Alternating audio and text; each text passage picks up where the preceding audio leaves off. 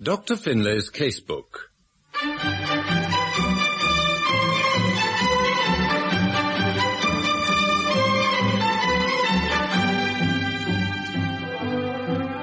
Adapted for radio from the television series based on the characters created by A.J. Cronin.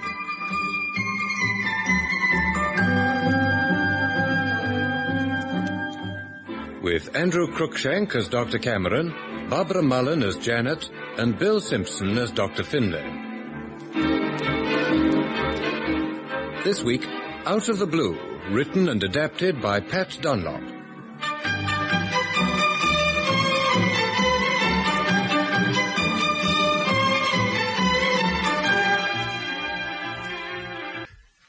Who's that? It's all right, Dr. Cameron. It's Nurse Bell. I'm just checking your temperature. Come in. I brought some hot milk, Nurse Bell. Oh, thank you, Miss Macpherson. Will you just put it down over there? I say, that cup's a bit old. Are you sure it's clean? Nurse Bell, I do not feed my doctors from dirty crockery. I'm sure you do the best with the methods at your disposal. That feeder is as clean, if not cleaner, than anything that ever came out of one of your hospital kitchens. You're entitled to your opinion, Miss Macpherson. Now I must ask you to leave. Nurse Bell, you are very young. Miss Macpherson, I insist. No, yes, no. There, you see? Very well, Nurse Bell. I'll go. All the same, my dear Miss Macpherson, a good wash will do it no harm. Dr. Finlay? Hmm? Oh, dear. Oh, what is it, Janet? I'm sorry, Dr. Finlay. I did not realize you were asleep. No, only resting, Janet. Is Dr. Cameron all right? Oh, he's about the same. Dr. Finlay, that nurse. Who can that be at this time of night? You stay here, Janet. I'll go.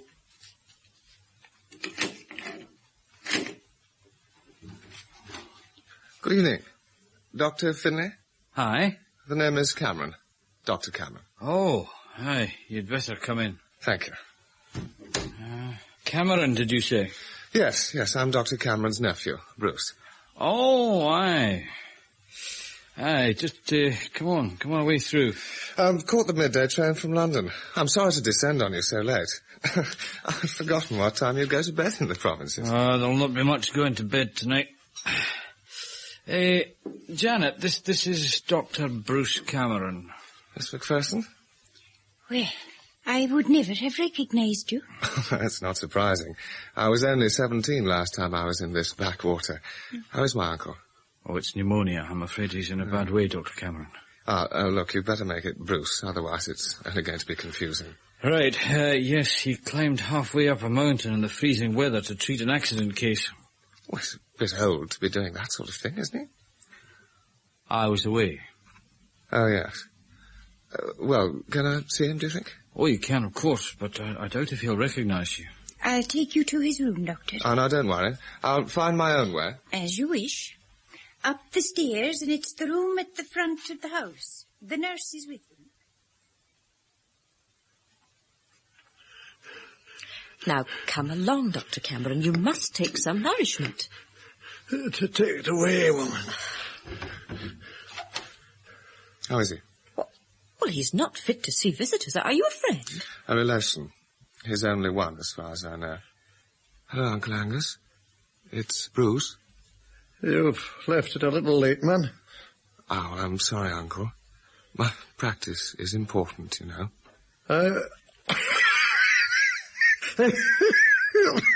What's his temperature, nurse? Isn't that a matter for Dr. Finlay? This is chart. 103, eh? I appreciate that he's your uncle, but you... I should have introduced myself, nurse. Dr. Cameron. The second. Oh, well, I'm sorry. It's all right. It's not your fault. What's your name? Belle. And the first name? Nurse. As you wish. Nurse, Belle. I say, he's not looking too good. Asthma, too. Is that oxygen cylinder over there, is it full? Oh, yes, Doctor. We've got a funnel up here? It's all ready, Doctor. Here. You've given oxygen before? No, but Dr. Finlay was showing me how. Lord, this equipment, it's a bit primitive, isn't it? Oh, it's like everything else around here. Well, we'll have to make the best of it. You just hold that lightly over his mouth and nose. Now, don't press on it. Now. No. He's certainly responding. What the hell do you think you're doing? I had to do something, Dr. Finlay. He was on the brink. You should have called me. He's my patient. He's also my uncle. Well, you think about that. Here, let me take it. What do you mean? Well, I haven't seen his will, but I presume you're his only beneficiary. I don't like your tone, Dr. Finlay. Well, it can't look good, can it? Now, Miss McPherson's making some coffee. You'd better go and have some. Yes. Well, you'll call me if Aye, of course. Just lift the funnel a bit, nurse. He can't breathe out. You should have called me. I was on my way to fetch you, but Aye, it's all right. I understand. Dr. Cameron. Dr. Cameron, do you hear me?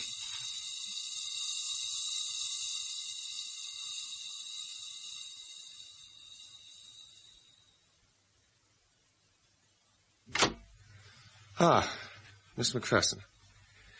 Dr. Finlay said there'd be some coffee. It is right here and ready for you. Ah, thank you very much.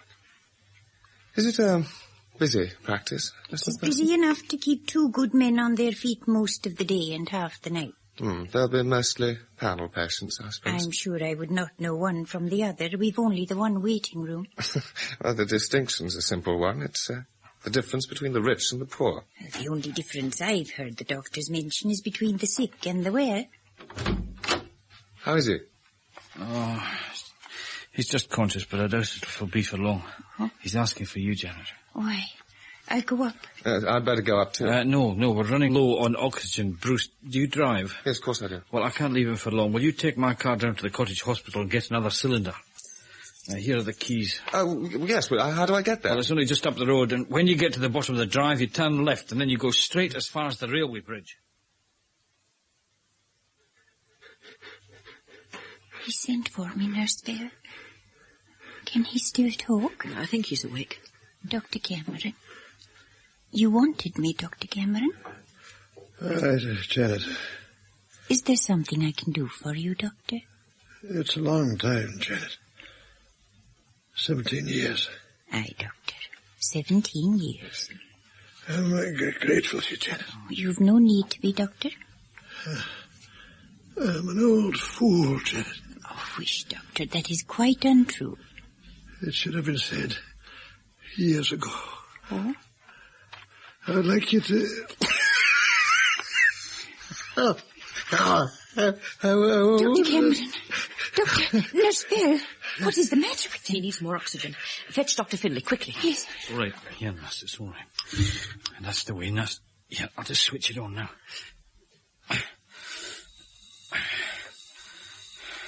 Dr. Finlay. No, he's still holding his own. Just. He's got hardly any breathing area. Will he get through the night? But if he does, it could be the saving of him. As long as his lungs keep taking some of this oxygen, he still has a chance. Doctor. Hey, Nurse Bell, now, you need some sleep. Oh, no, I'm all right, Doctor, really. Now, don't argue. We'll need you later. You're too tired now to look after a patient. Oh, yes, Doctor. Will you take the funnel? Now, Janet can handle that. Thank you. Good night. Good night, nurse. Good night, nurse. Aye, now, just hold it up a wee bit, Janet. Aye. If we could only get him through the next hour. Huh? Now, that nephew of his should have been back by now.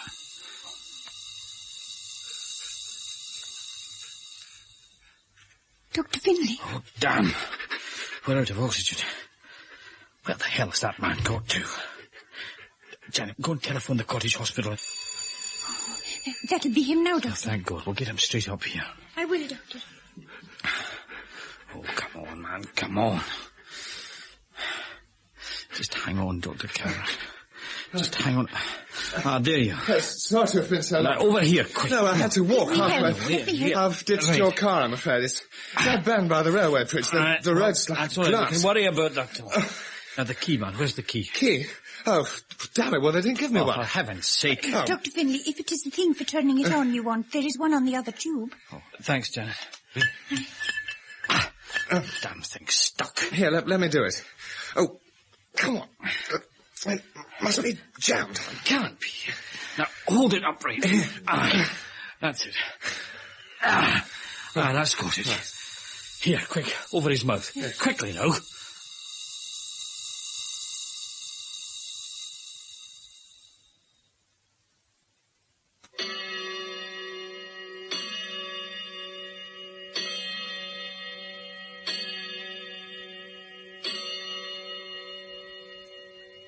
How do you think he is, Doctor? Oh, he's breathing easier. 99.2. That's better. Well, I think Nurse Bell can take over. He's stirring, Dr. Finlay. Hello, Dr. Cameron. Janet. It's been a long night, Dr. Finlay. Dr. Cameron. Aye, Dr. Cameron, it has. A long night. Away at your beds. Both of you.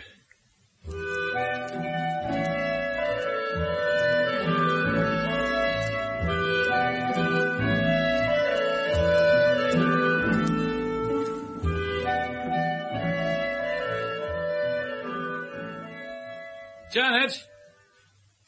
Janet! Janet! Oh. Good morning, Dr. Finlay. Morning. Do you know what time it is? Just after midday. Why didn't you call me? Dr. Finlay, up till 5 o'clock this morning you had had 4 hours sleep in 3 days. But what about the surgery, Janet? Surgery was taken by young Dr. Cameron, and he's away on the outside calls now. Oh, well, that'll be him back. Would you excuse me, Dr. Finlay? Ah, morning, Doctor. I'm very grateful to you, Bruce. I needed that sleep. Oh, by the way, the garage pulled your car out of the ditch. I'd forgotten about that. I picked up the bill for you. Here you are. Thanks. Did you see anything interesting on the road?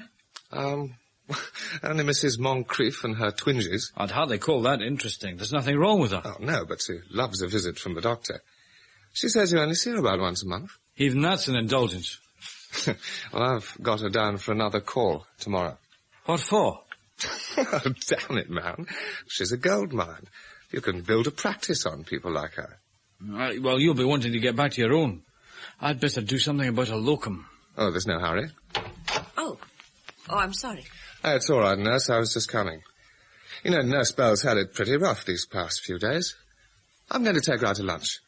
Oh, good. She deserves a break. Thank you, Dr. Finlay. Can you recommend anywhere? Well, you could try the Glen Royal. You'll find it a wee bit pricey. Don't worry. My share of Mrs. Moncrief will take care of that. See you later.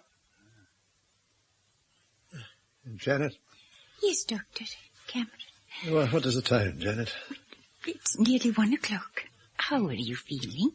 As well as can be expected, is the phrase we use. Oh, that's well enough, Doctor, after a night like last night. Oh, here, now, let me tidy your bed while you're awake. Don't fuss, woman. Well, your tone has changed since last night, Doctor. Change? Aye, Doctor. Oh, how's the patient? Well, thank you, Dr. In some ways, he's right back to normal. I think we'd better start building you up. Could you manage some broth? I've some cockaliki on the range now, Doctor. It's been waiting for you to fancy. Yes, just get it, Janet. I will, Dr. Finlay. Dr. Cameron, I don't want to trouble you just yet, but we ought to be doing something about getting a locum. Is Bruce not helping? Aye, he is. But he'll be wanting to go back to London eventually. We'd better just wait and see. He may have other plans. Aye, right at that. I wonder what they are.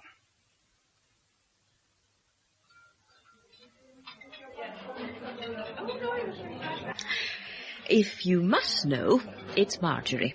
I've never been particularly fond of it. It's a darn sight better than Nurse. What do you fancy to eat? It's a bit provincial, isn't it? Yes, I see what you mean. There's not much choice. It's always the same in these small towns. It doesn't matter how big the hotel, the menu's always the same. Salmon or mutton. You don't like small towns? Oh, no, I like a bit of life about me. Uncle's going to need nursing for at least another fortnight. But they've got dear Janet. Janet's a good, faithful old retainer as far as housekeeping goes. Well, they can get another nurse. I'll make a bargain with you. If you decide to keep with the job, I'll stay on as well. Isn't that just, a wee bit conceited? Well, it's the way I'm made. All right then, Dr. Cameron. It's a deal.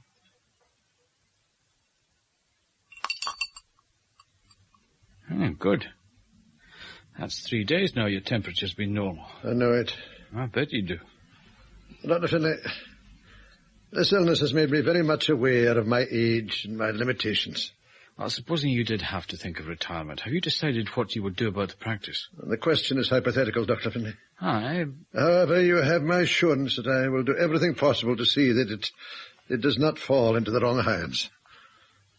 If that makes you any happier. It does. It certainly does. There's no doubt about it, Mrs. Moncrief. There are definite signs of improvement. Now, Dr. Cameron, not so much that you can afford to leave me off your list for 3 days running. Ah, well, it was not an oversight, I assure you, Mrs. Moncrief. It's a busy time in the practice just now. How is your uncle? Oh, he's fine, thank you. I think we'll change the prescription. Oh. There's a new treatment I'd like you to try. We've been having great success with it in Harley Street. You've done me so much good, Dr. Cameron. It'll be a great wrench when you have to leave us. Oh? Who said anything about leaving? Well, with your uncle on the mend now, you'll be wanting to get back to London. Ah, well, I'm in no hurry. There. Let's see how you get on with that. Oh, thank you, Doctor. And don't worry. I shall be around for some time yet. Good day. Good day, Dr. Cameron. Can I help you, Nurse Bell? It's quite all right, Miss Macpherson. I was just looking for an egg for Dr. Cameron. They are here, Nurse. You had only to ask. And I would be obliged if you would. I didn't want to put you to any trouble. It is no trouble. I have been boiling eggs for Dr. Cameron for some time, and I know where to find them and how to cook them. There's no need to take that attitude, Miss Macpherson. It's only an egg. You would not like it, Nurse Bell, if I were to walk into your sick room and start giving medicine. I doubt if the patient would either. Then let us agree that I will not give your medicines if you do not do my cooking. Don't worry, you'll not catch me doing that. You're a great warning to me, Miss Macpherson, the way you've thrown your life away for that old man. Washing and cooking and skivvying and not even married to him. That will be quite enough, Miss Bell. Are you afraid to listen to the truth? In my opinion, Nurse Bell, Dr. Cameron has had all the nursing he needs from you. I'll leave this house when my patient is mended. That is as may be, but you leave my kitchen right now. Good morning, Miss Macpherson. Well, that is my suggestion, Bruce. I would like you to give it your careful consideration. You said anything to Finlay? Not yet. I'd like you to have a chance to mull it over first. How are you getting along? Oh, I must say, Uncle, I do find him a little stuffy at times. You should not be hasty in assessing him. You can learn a great deal from Dr. Finlay. I have done so myself in the past. Yes, of course. Well, I must be off. I promised to go out to lunch. I'll let you know tonight, Uncle Angus.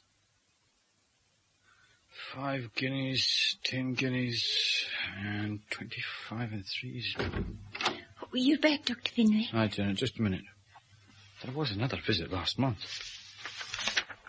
Janet, have you been moving these accounts at all? Dr. Finlay, I never touch anything on that desk, and well, you know it. Well, somebody's been shuffling through them. I doubt it would take a detective to find the answer to that. He's got a damn nerve. Oh, Dr. Finlay, something has happened to this house. Be patient. Just be patient, Janet. Young Bruce can't stay away from his patients much longer. Just another couple of days and we'll be shot of the pair of them.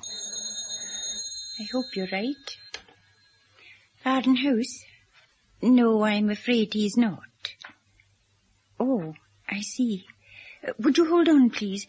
Mrs. Moncrief needs a doctor right away. Well, tell her to wait till Bruce gets back. There's never anything wrong with her. Well, there is this time. She has scalded her foot. All right, tell her I'm coming. Hello? Dr. Finlay will be over right away. Yeah, now that'll see it all right for a bit, Mrs. Moncrief.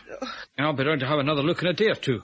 If it's all the same to you, would you mind asking young Dr. Cameron to come and see it this afternoon? Why? There's nothing he can do that I haven't done already. It's just that Dr. Bruce seems to be so much more up-to-date than the average country doctor. I suppose he would be coming from Harley Street. Harley Street? Just for your information, Mrs. Moncrief, Dr. Cameron's practice is in the East End of London. I think you have your facts wrong, Doctor. Either way, wherever he comes from, he's going to be very popular around here. Going to be? Look, do you mind telling me exactly what he's been saying? Of course not. He told me quite clearly that he would be... Dr. Cameron, it's about time we had a word about that nephew of yours. Has he said something to you, Dr. Finlay? What about? Dr. Finlay, after very careful deliberation, I have decided that I shall not be going back to work, and I shall be handing over the house and my share of the practice to my nephew, Bruce. What?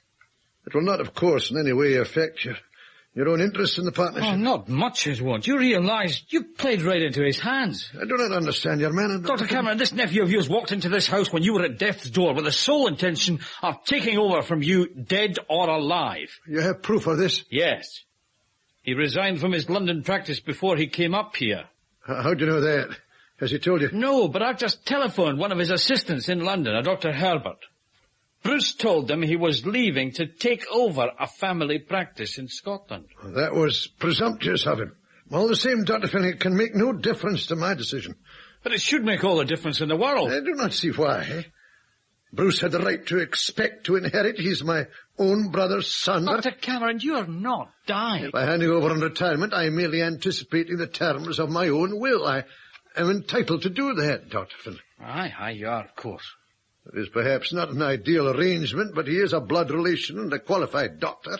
I can understand you wanting to keep it in the family, but I've worked with Bruce. And I can tell you that he is not the man for the job. If that is true, Dr. Finlay, it's unfortunate. But I do not see what else I can do. I'm sorry, but I do. What's that? You can give him my half of the practice as well.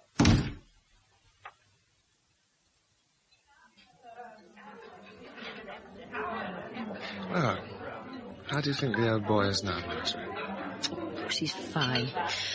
I think I could get out of this place tomorrow. I should stay around for a day or two if I were you. Things are liable to be happening shortly. Things? Yeah. Interesting developments. Oh, well, that's all very well, but I'm steadily going broke.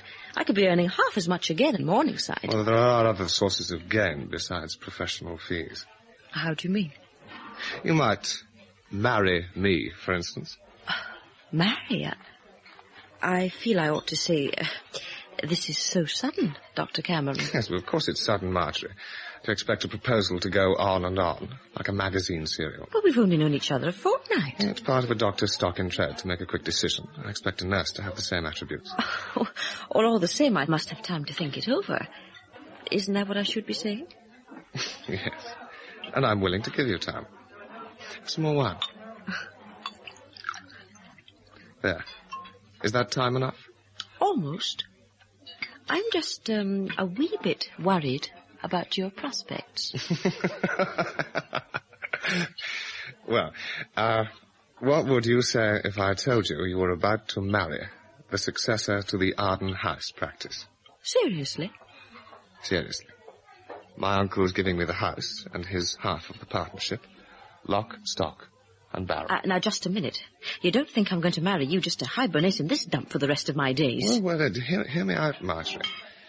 In a few days, the whole thing will be handed over legally, and Uncle Angus will be away to the hills for his well-deserved retirement. All we have to do is stay long enough to find a buyer. And to sack Janet McPherson.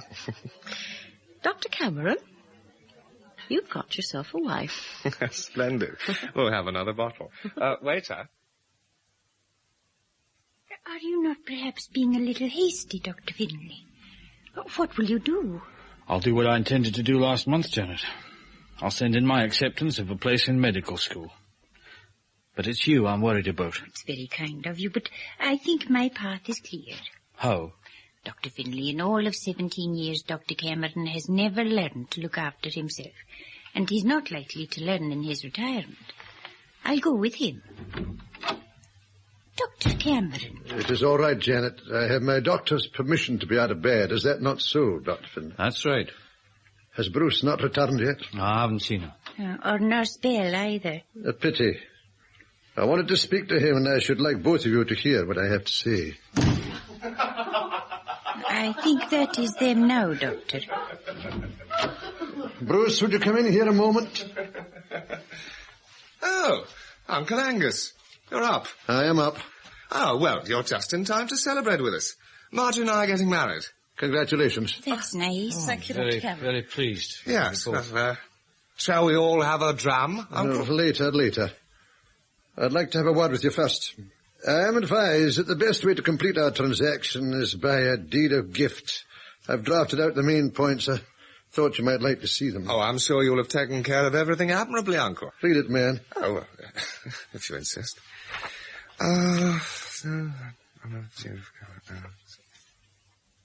What's this bit, Uncle? Covenant? It merely says that you undertake to live in Arden House and operate the practice personally for at least 5 years. No, Bruce, no. You're firm about this? I'm afraid I must be. Yes, well, it's very difficult for a man to look that far ahead, and I have to consider my London practice. Could we not perhaps make it 2 years? No, Bruce. No, I could not consider that. Well, I'm sure I could find a good doctor. I could, as it were, run the practice by proxy. I could do that very well myself. I already have one excellent doctor. Oh, I'm sorry, but the terms are there for you to take or leave. Then I'm afraid I must refuse. On what grounds? Personal grounds, Uncle. Personal grounds. Right, Marjorie? Right, Bruce. Then there's no more to be said.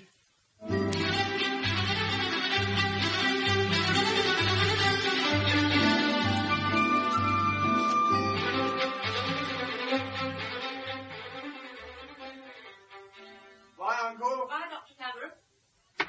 They're away, Janet. Dr. Finlay is seeing them to the taxi. Aye, Doctor. Oh, I can't help thinking that it is all for the best. It does not alter the fact that Dr. Finlay still has to find a new partner. I've no doubt he will make a wise choice, Dr. Cameron, if he is to be allowed his choice. Janet, sometimes I think I'm an old fool. So you said on the night that you were bad. Did I, Janet? I don't remember. Huh?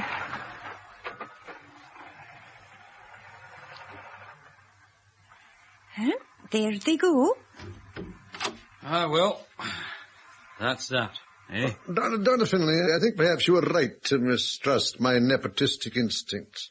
I'd be obliged if you put it down to my illness. Nepotistic. Never mind that now, Janet. Oh. I think I owe you an apology too, Dr. Oh, Cameron. nonsense. I'll get it. Arden House. Dr. Finlay here. Right. No, don't touch him. I'll be there in 10 minutes. That's an accident in the distillery. Janet, would you tell the surgery patients to wait or else come back tonight? I will, Dr. Finlay. Well, I'll tell them in the waiting room. There's no hurry, Janet. Mm-hmm. I was thinking that perhaps if there is nothing too exacting... You could take surgery yourself. The thought crossed my mind. Well, you are in retirement, Doctor. I've always had the fear, Janet, that when the time came I might have difficulty in distinguishing between retirement and stagnation. Oh, aye, Doctor. In the circumstances, perhaps I might postpone the dilemma. Just for a day or two, you understand? Oh, I understand, Doctor. I understand.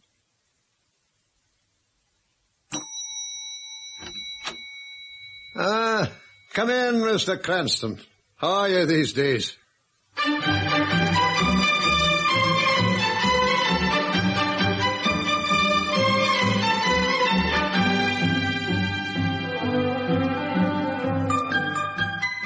You've been listening to Out of the Blue, written and adapted by Pat Dunlop from the television series of Dr. Finlay's Casebook, based on the characters created by A.J. Cronin and broadcast by arrangement with Graham Stewart. The cast was as follows: Dr. Cameron, Andrew Cruikshank; Janet, Barbara Mullen; Dr. Finlay, Bill Simpson; Nurse Bell, Hannah Gordon; Bruce Cameron, Anthony Valentine; Mrs. Moncrief, Margot Boyd. The program was produced by Peter Titheridge.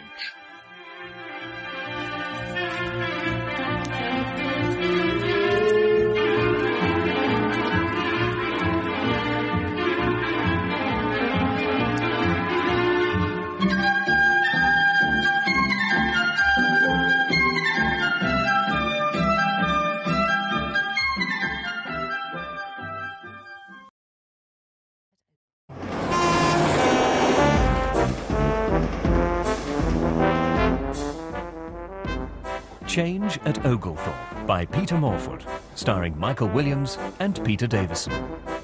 Episode 1, Off the Rails. Oglethorpe, Oglethorpe, Sludgeby train, platform 2. Now, here's a special announcement to passengers alighting here. Hang on. Passenger, there is. The bloke in the grey flasher's mac on platform 1. Yeah, you, sunshine. Why not pay a visit to our privately run cafe bar, Brief Encounter, where the former rank organisation starlet, the very... Hang on a minute, I cannot read your writing, June. Looks like lovely. Well, that can't be it. Lively? Oh, well, need bother. Where was I? Where the very rank June Virgo will serve you with a range of high-class snacks, meals and drinks in an ambulance.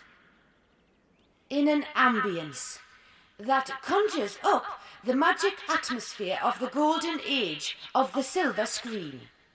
And for those interested in the occult, June also provides... Beggar me, it worked. Punter on his way, June? Well, that's if he's not off to the bogs. Oh, he is. No, he isn't. Oh, make your mind up. Pillock's running off now. I don't know. Sorry, June. Maybe next time, eh? Remember, it's punk hour from 3 o'clock this aft here on platform 1 FM. But for the minute, this is New Points Point SCN. Thank you, Points. Light and charming, I told her. And do you think they teach them to read in schools anymore? Yeah, I wouldn't be cat what they do nowadays. Right. I suppose I'd better be heading over to ticket office. Groves will be dragging himself back from wagon and horses in a bit. On his last day with us? Oh, I shouldn't think so. Particularly as he drew his leaving pay and he took the whip round we had for him on top. 74 pence and a second-class stamp will not retain him a lot longer, will it? Besides, you can never tell what Barnsley folk like him will do, especially when they're tanked up. Brief encounter. Hello, June. Hello, Mr. Groves. As I agree, no point in coming back this afternoon. You go home from the wagon and horses. Goodbye. All the best to you in your new job. Yes, I'm sure you'll be very happy at Allied Breweries. Yes, indeed. Goodbye. Hard to believe he was a teetotaler when he first took up office here. 3 short months ago. Poor Mr. Groves. Oh, Nout. I never liked him from first day, when he refused to talk to my Percy. He was just poking out of my trousers trying to be friendly. Not even a hello. Sorry? And as for shaking hands with him, out of the question, that were, oh, yes.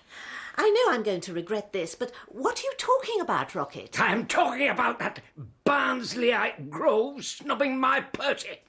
One of the finest competition ferrets to have been stuffed down a pair of trousers since records began. Percy's a ferret. Thank God for that, I think. Living legend, Percy is. I could tell you stories about me and him. No, don't worry. Well, just let me say this. You can tell a lot about a bloke by how he carries on with a ferret. A lot. A bloke that can't handle a ferret isn't worth knowing. Thank you, Rabbi Lionel Blue. A thought for the day to inspire me as I wipe down the table. Please, then. Right, I'm off. It'd be like Groves to come back here special just to catch me on me break past me time, and then they'd be hell to pay, his last day or not. No, there wouldn't. You what? He'd be on phone to silly sort of area office, just like that. What do you think would happen to you if Mr. Groves did report you? Mr. Sod can't sack you, can he? He retired you 10 years ago. The day I retire from this station is the day they cart me out in a box. Yes. Shouldn't have brought that up, Rocket. Sorry. Aye. Oh, thank you, Postie. Oh, I wonder if it's the letter. What letter? From area office. Oh, that. Well, aren't you just a teeny-weeny bit curious about who Mr. Grove's successor will be? No. Is it, a red reminder And I've already won a star prize in the great world of curtain summer draw. I don't know what you're getting so worked up for, June. Won't make any difference who the new senior grade operative is, will it? Well, you never know, Rocket. Someday my our prince may come. Don't hold your breath. What do you want a prince for at your age? You'd be better off with a budgie and a set of balls. At my age? I'm not thinking of sporting a blue rinse quite yet. Go with your varicose veins. One more word and you're barred. Look, all I'm getting at is this. Don't build up your hopes on the new bloke, because one thing is certain. Whoever Arthur Sod sends us is bound to be a wassock of the first water. Mark my words. Come in, Mr. Clare. Take a seat. Thanks. Oh, I'm sorry. It's Dr. Clare, in fact, isn't it? Well, strictly speaking, but I only used my title when I was a head-in-the-clouds academic. Now I've touched down on planet Earth, Mr. Fine. Yes, certainly have an interesting CV for a BR Station senior grade operative applicant. 3 degrees, 4 years lecturing. Even had a couple of books published. Critical Approaches to Rembrandt and Paradigms of Structuration in Early Abstract Expressionism. Sounds like a good read. Torrent of trendy tosh masquerading as timeless truth, which is par for the course for the academic world. But I'd like to stress that that's all behind me, Mr. Sod. Thank God. Nervous breakdown, wasn't it? Got your psychological profile here. Highly strung, irresponsible, escapist. Not particularly encouraging for a prospective employer, is it? Oh, I don't know. Breakdown experience is probably ideal training for a future in BR. Yes. Seriously, though, I'm fine now. I haven't had to recite my panic mantra once since I joined the graduate training scheme. Panic mantra? Yes, you know. You close your eyes and count 1, 2, think it through, 3, 4, calm once more, and so on.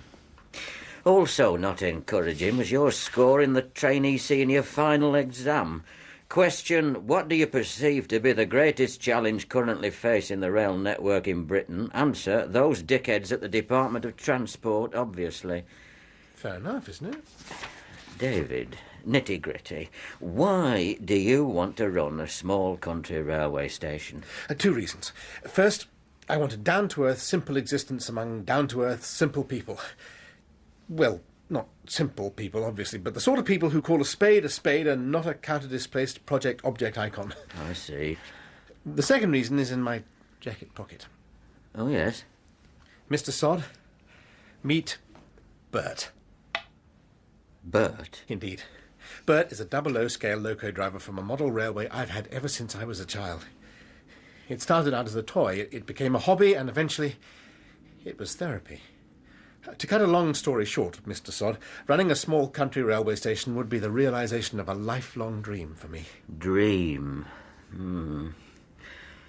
You know, David, a typical candidate for a post such as this is an averagely educated, middle-of-the-road type, sort of chap who has one eye on the latest passenger throughput league tables and the other on the BR Management Structure Handbook.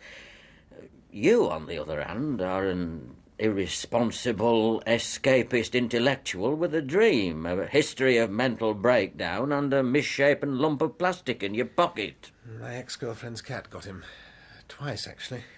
Perhaps I didn't make myself clear. Look, what do you think that you would bring to the post of senior grade operative at Higher Oglethorpe Station that the other applicants wouldn't? Apart from Bert. Sorry. A love of railways, Mr. Sod. And everything that goes with them.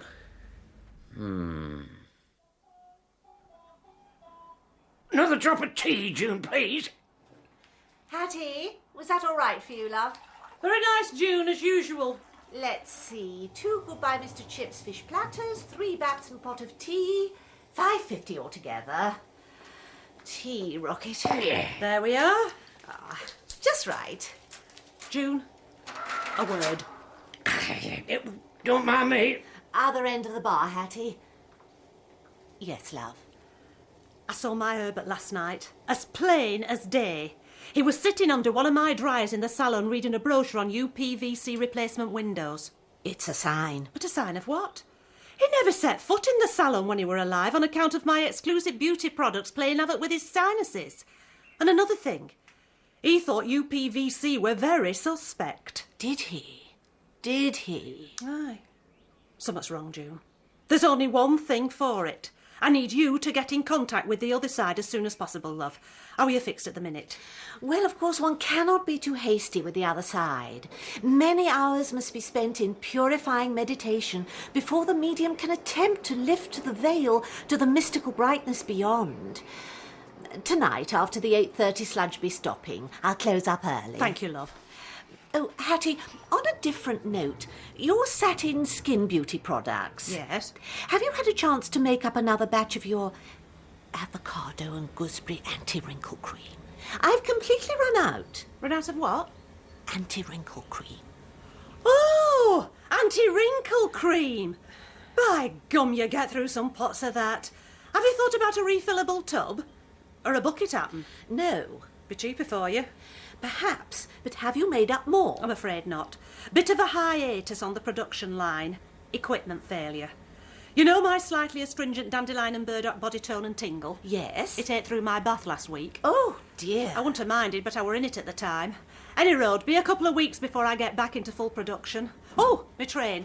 See you tonight, June. And don't worry, your wrinkles won't get any worse in a fortnight. Will they, Mr. Stevenson? Bye! Mrs. Clack. Bye. Herbert's been trying to get through to Hattie. Never could when he were alive. Don't know why he's bothering now. I'll see thee. It's Friday. Yes. I'll settle for a week later on. 3 weeks, actually. £21.60 it comes to. £21? I could do with it today.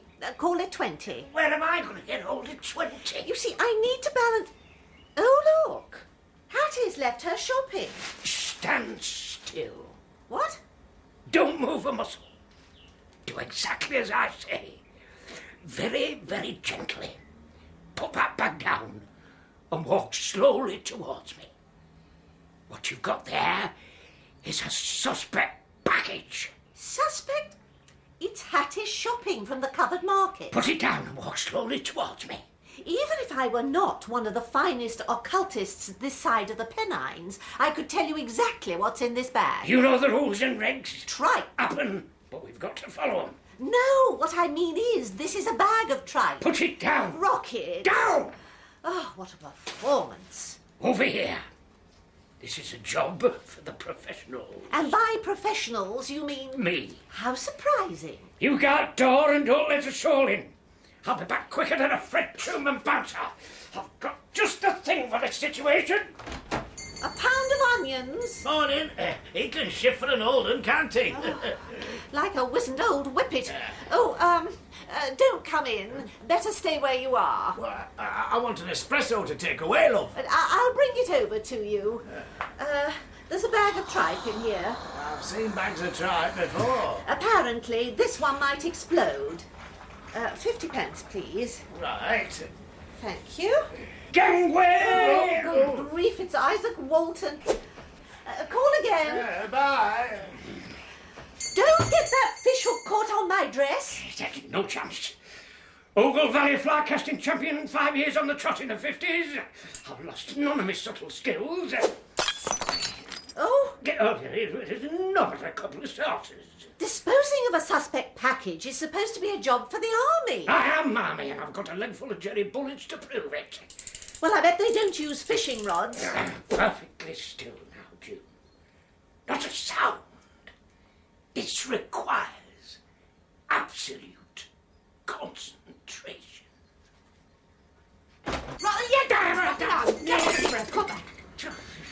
Oh, bang goes my Robert Donat poster.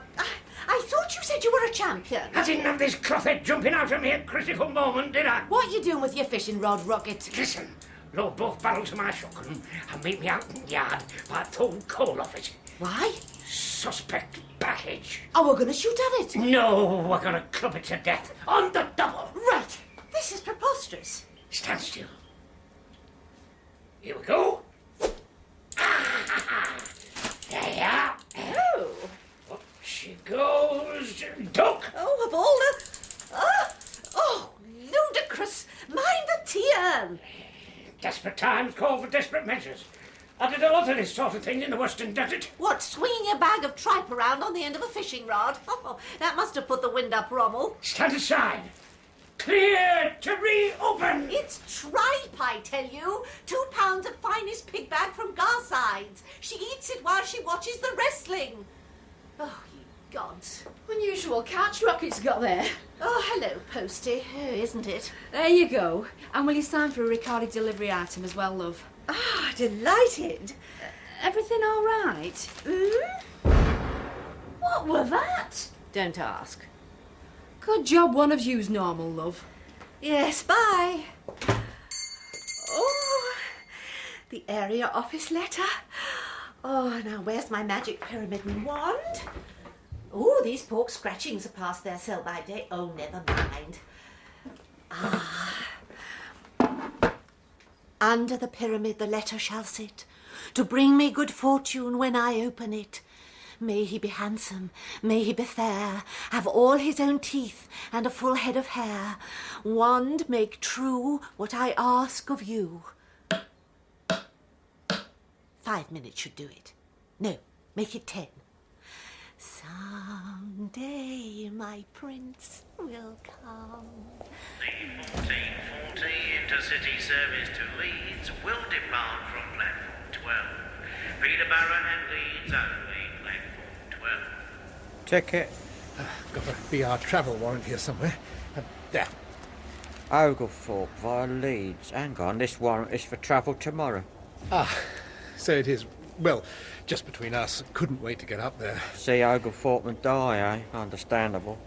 Quite. So couldn't we just stretch a point, you know? We're all work pals together, aren't we? I mean, travel today, travel tomorrow, what's the difference? If you go today, it'd be about 45 quid, I should imagine. Oh. So why don't you come back tomorrow and use your work pal's warrant then? You see, the thing is, I've already handed the keys into my flat. Bit rash there, weren't you? But I see your point. Today would be best. I knew you'd understand. Thanks a lot. Ticket office is over there, mate. That empathy bypass operation was a real success, wasn't it, mate?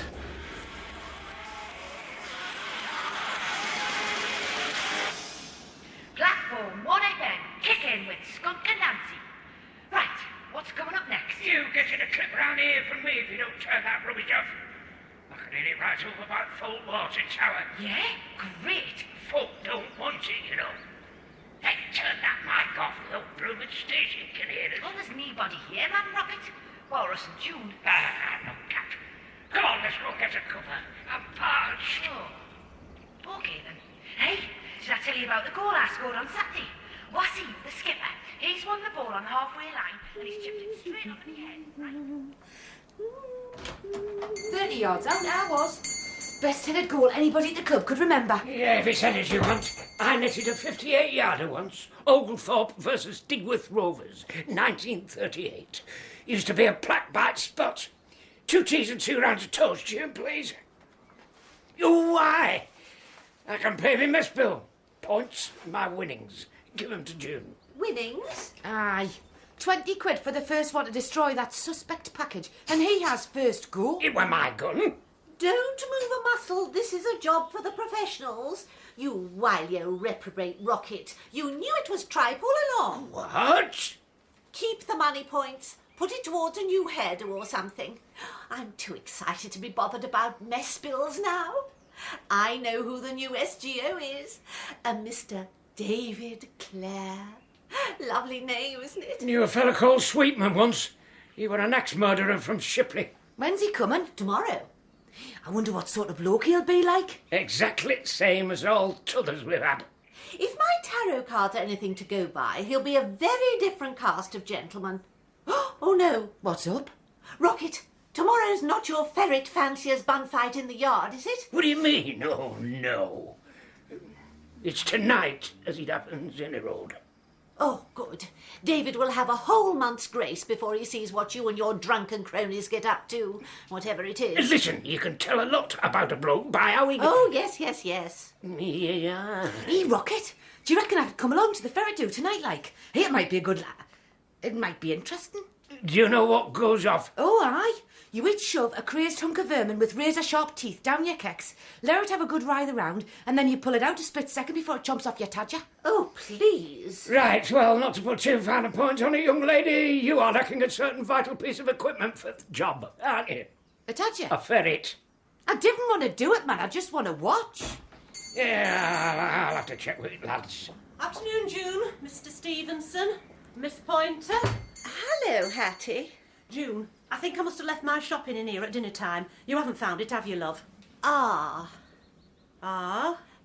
Yes, Hattie. Unfortunately, it was, Rocket? Look, you left a suspect package, right?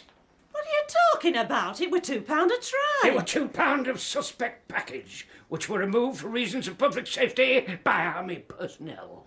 The army took away my tripe? What about me wrestling? You'll have to find somewhere else to wrestle. I eat it while I'm watching wrestling, you clothhead. Oh. What happened then? It were destroyed by a controlled explosion outside Thold Coal Office. You mean the army blew up my pig bag? To Kingdom Come, aye. I never even had one mouthful.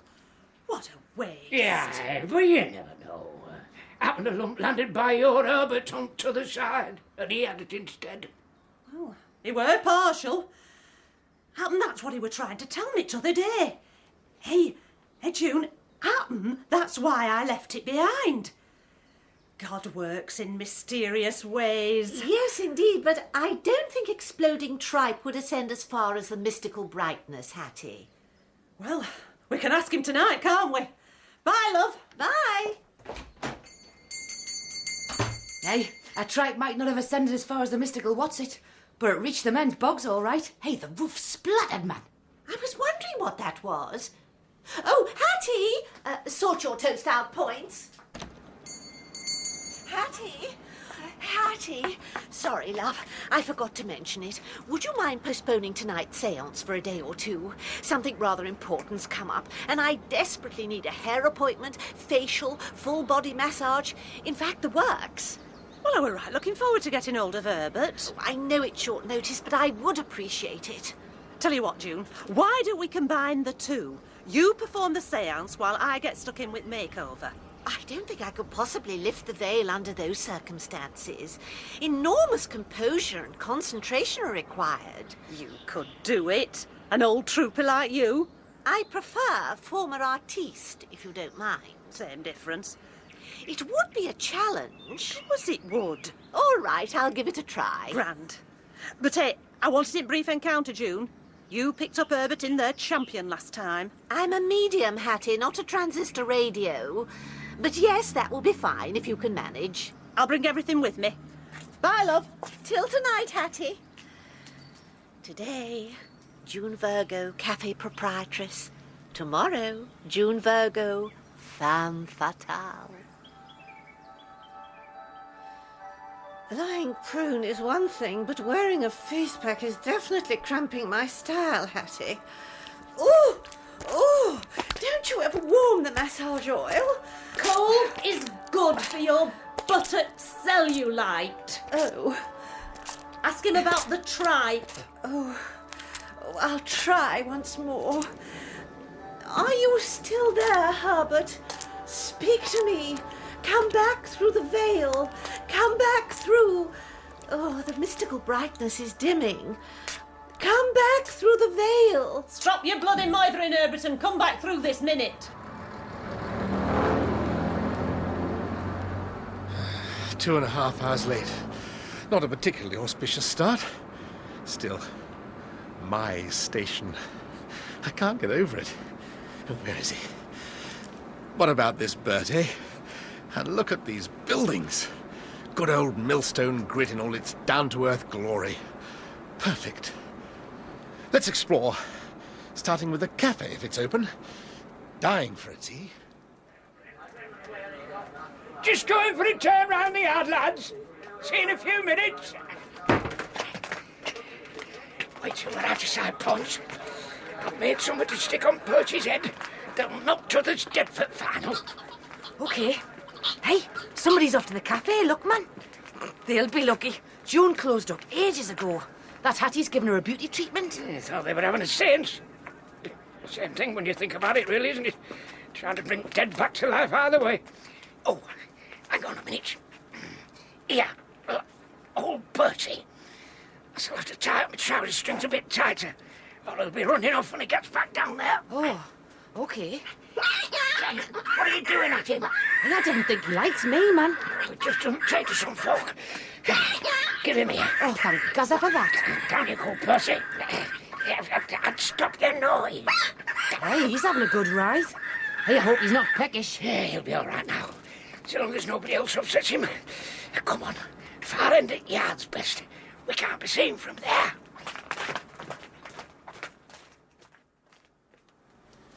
Ah, here we are. Brief encounter. Bit trendy. It's Herbert. What was that? It's not the tripe I'm after, woman. It's me cloth cap. I left it in B&Q. Massage, Hattie, massage.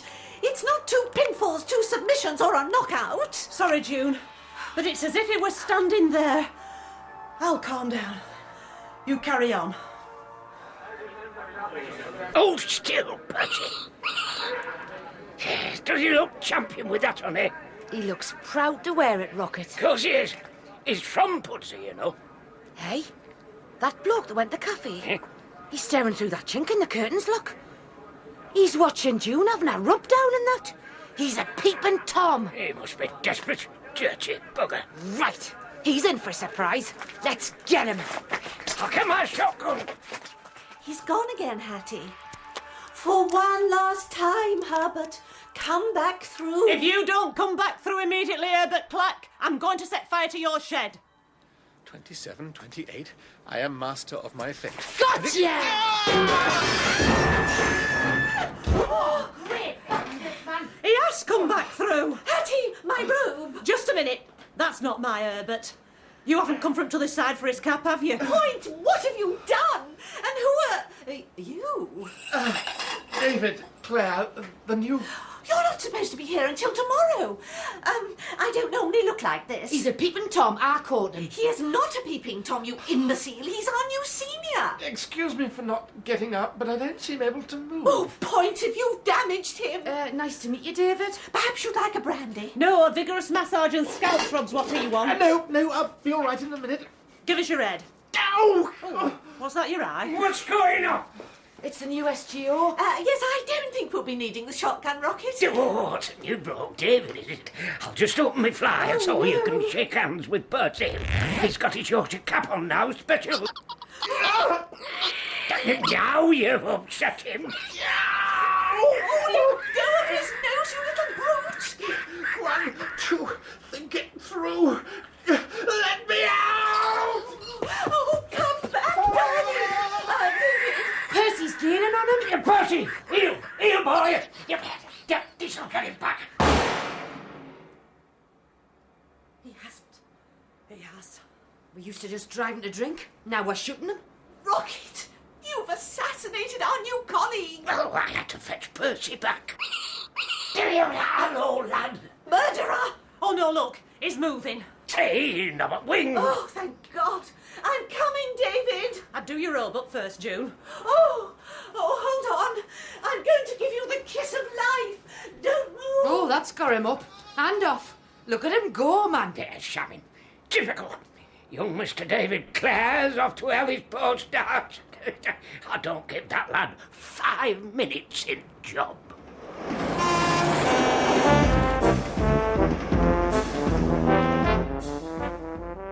In episode 1 of Change at Oglethorpe, Rocket was played by Michael Williams, David by Peter Davison, June by Rosemary Martin, Points by Philippa Wilson, Hattie by Madge Hindle, and Mr. Sod by Chris Emmett. Other parts were played by Caroline Strong and David Timpson. Change at Oglethorpe was written by Peter Morfoot and produced by Gareth Edwards.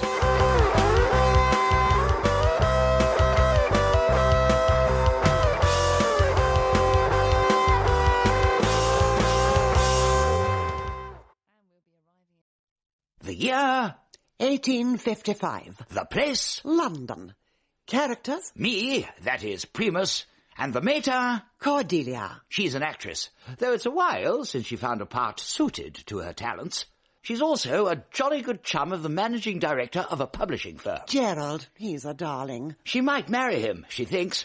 And you see, as a result of this gratifying relationship... My dear boy Primus, who previously had never quite discovered his true métier... I've made a career choice. I'm getting into publishing. I've as good as joined Gerald's firm. I'm threatening to become another Victorian success story. Gorgeous, darling. So now, read on.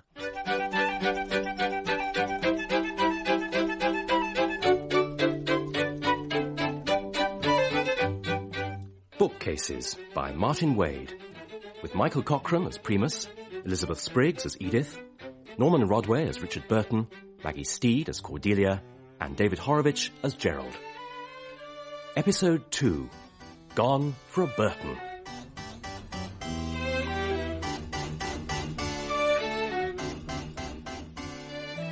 Lord God Almighty, who has safely brought us, viz. Gerald Spavin and his mother Edith, to the beginning of this day, viz. Monday, August the 26th, grant that all our doings, viz. At Spavin and Spavin, religious publishers of Paternoster Row, may be ordered by thy governance, so that we may do thy holy work, and at the same time reap such pecuniary benefit as may constitute a comfortable sufficiency. Amen. I have a secret which I have kept from Mother, if not from God. I am in love, for want of a better word. Yes, me, in love with the most wonderful woman in the world. But the wonderful woman has a son, a feckless creature. Oh, dear. Mother. Yes, Gerald? Might I have a word? Yes, Gerald? He mustn't join the firm. Is it about Bishop Butler's missing page proofs? No, Mother. It'll be the death of Mother if he does. He'll finish the firm off too, no doubt. Is it about the monthly figures? Not directly, Mother. But the difficulty is I all but promised the most wonderful woman in the world that I'd give the feckless creature a decent chance. Gerald, are you intending to tell me what it is about? It's about a woman. A woman? The very same woman, Mother, that I met at the zoo, along with her son. A son? By whom? By the father, Mother, who has since perished. He's a very personable lad, good at heart, and as for his mother, I am in love with her. Nonsense. Impossible. Her name is Cordelia. That makes no difference. Gerald, you know nothing about such things. Your life has been given up to religious books and celibacy. In love? With a woman you met at the zoo? You're a fool, Gerald, or a liar, or both. I'd ask you not to refer to this matter again. As you wish, Mother. One thing I ought to mention, though. She and the personable son, they're coming round for tea. Well, Mother, by all accounts, she's the prime article, the very thing itself. Her name is Katie Joyner, and she writes biographies that sell by the wagon load. Katie Joyner? Yes, of course. Have you read any of them, Mother? No, darling. Nor have I. But my understanding is that they're extraordinarily shocking and revelatory. All sorts of skeletons are dragged out of their respective cupboards when the Joiner's at work. So I thought, if her next volume were to be published by Spavin and Spavin... And Primus... It would be a top-rank coup, n'est-ce pas? A way of saying, new regime, new Spavin, success. Gorgeous, darling. Good day, madam. Good day, sir. I wonder if I might share your vehicle. For what purpose, sir? So that I may get home. Well, where is your home? Can't tell you that. Why not? Are you plotting a conspiracy? No, madam. I am a restless vagabond, a nomad, a wild rover. Can't help myself. It's just the Bedouin in my soul. And you see, I am so often on my travels that I cannot remember where my house is. Also, as it happens, I have since breakfast consumed 3 pipes of opium and a bottle of gin. But I was hoping that if I travel with you far enough, I might glimpse a locality that looks familiar and discover the way to my abode. I like your fancy dress. Have you been to a party? I have not. I've been alone, but I've been very good company too. No, sir. This is the clothing I wore when I worked as an undercover agent investigating the homosexual brothels of Karachi. Oh. Mirza Abdullah of Bushir, your humble servant. Gorgeous, darling. I'm a master of disguise. I'm a linguist, too. Fluent in 35 languages. Arabic, Gujarati, I can't remember the rest. Also, I fought alongside the Bashi Basouks in the Crimea. Oh. I am a dopehead and an alcoholic, of course. I've committed every sin in the Decalogue. I'm a writer. A writer? A king of the quill? Works include falconry in the valley of the Indus, a complete system of bayonet exercise. Well, I, sir, am a publisher. What is your name? My name? Apart from Mirza Abdullah. A bit unfair to throw that one at you, but... Look, my card. Richard Francis Burton. Yes, that's me. It also has your address. Of course it does. Boulogne, sir, that's where your house is. Is it? But we're not going quite that far, I'm afraid. What a lovely little building. Nice view. Have you been here long, Mrs. Spavin? Since 7:30 this morning. Yeah, I think what Cordelia was asking, Mother, was whether the firm is well established. Oh, well, if that is what she was asking, the answer is yes. Ritual and doxology in the early British Church. St. Gilbert and the Nuns of Sembringham. Our latest publications. Selling like hot cross buns, I bet. You've never tried publishing fiction at all? What, madam? Fiction, you know, stories. Fiction is the titillation of the baser parts. Fiction is the fruit of the poison tree. Biography, sport, travel. We publish religion.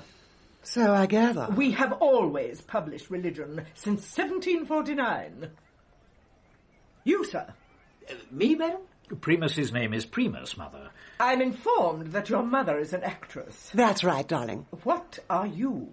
Me, madam?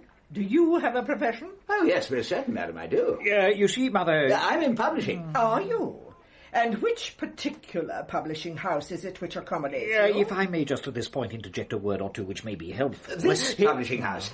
This one? This one? No. No. Oh, it's true, darling. Ask Gerald.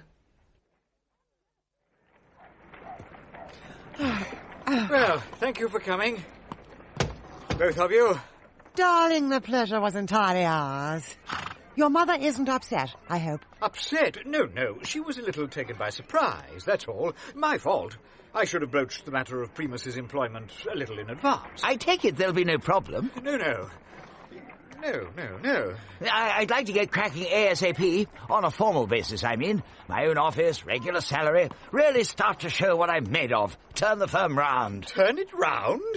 Of course, I've done a lot of hard work already. Primus has lined up 2 major publications. He's done what? One, a meticulously researched, sensational new work by the celebrated biographer Katie Joyner. The subject, to be announced. And 2? A travel book by Richard Burton. He's a close personal friend of mine. I was talking to him earlier today, in fact. He's agreed to write about his trip to discover the source of the Nile. The source of the Nile? Has it been discovered? Not yet. The idea is the firm funds the trip and the Burton finds the source. Result, bestseller! Gerald? Yes, Mother? You are a fool. You are unutterably idiotic.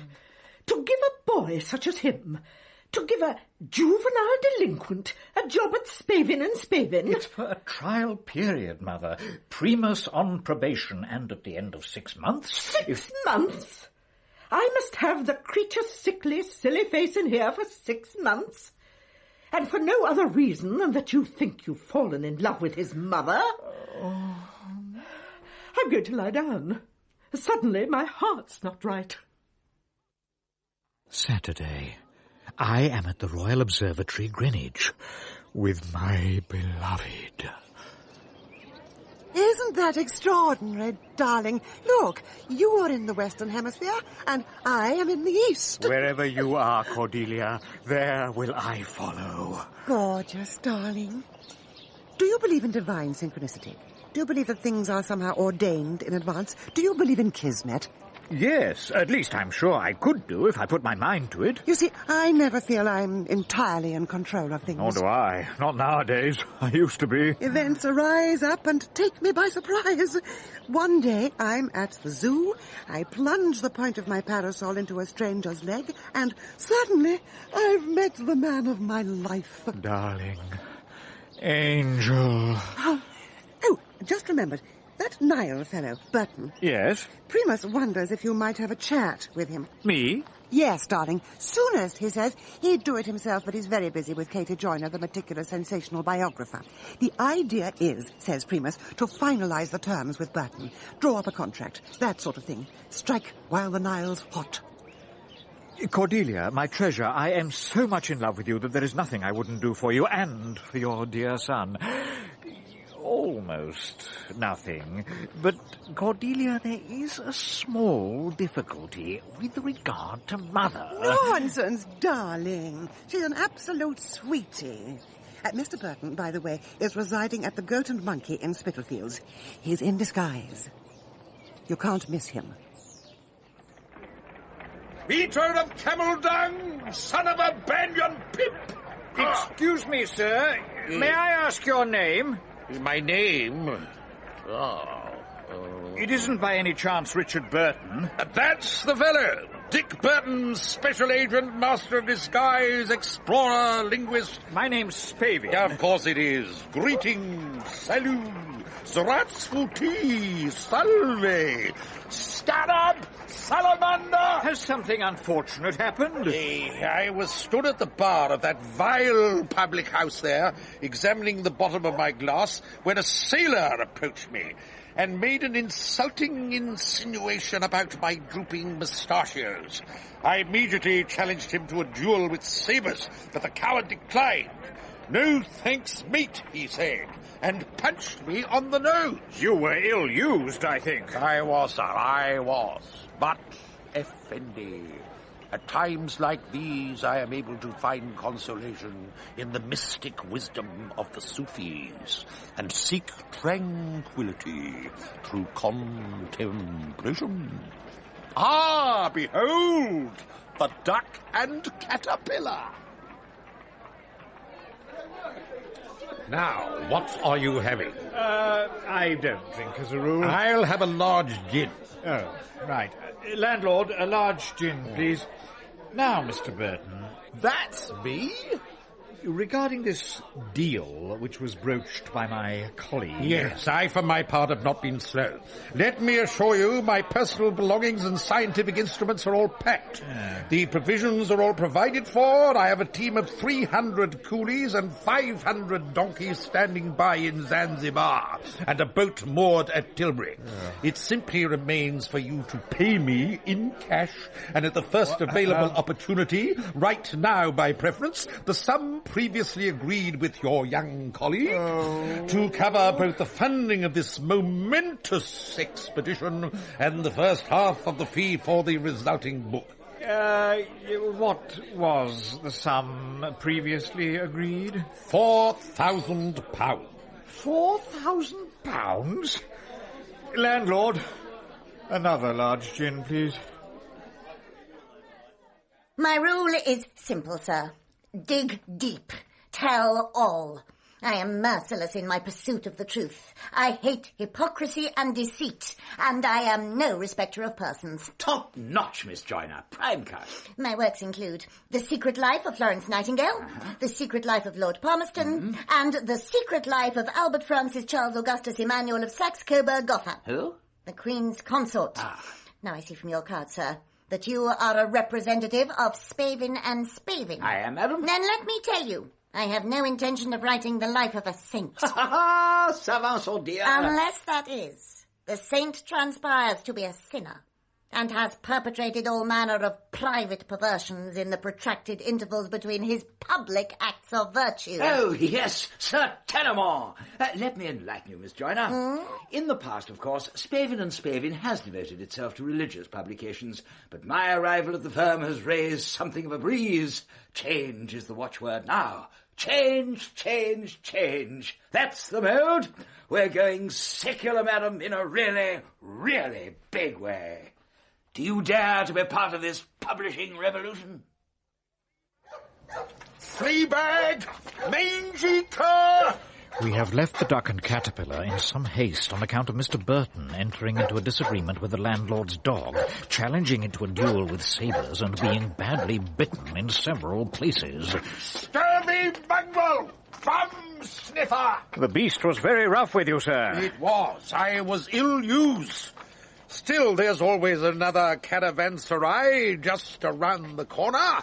The contract, by the way, remains undrawn up. The truth is, I am beginning to have some doubts about this man. So, to continue my tale, I grew a beard down to my navel and covered my skin with henna. I journeyed with the jacked camelmen, listened to their conversations, and very quickly acquired the complexities of their language. Where are we?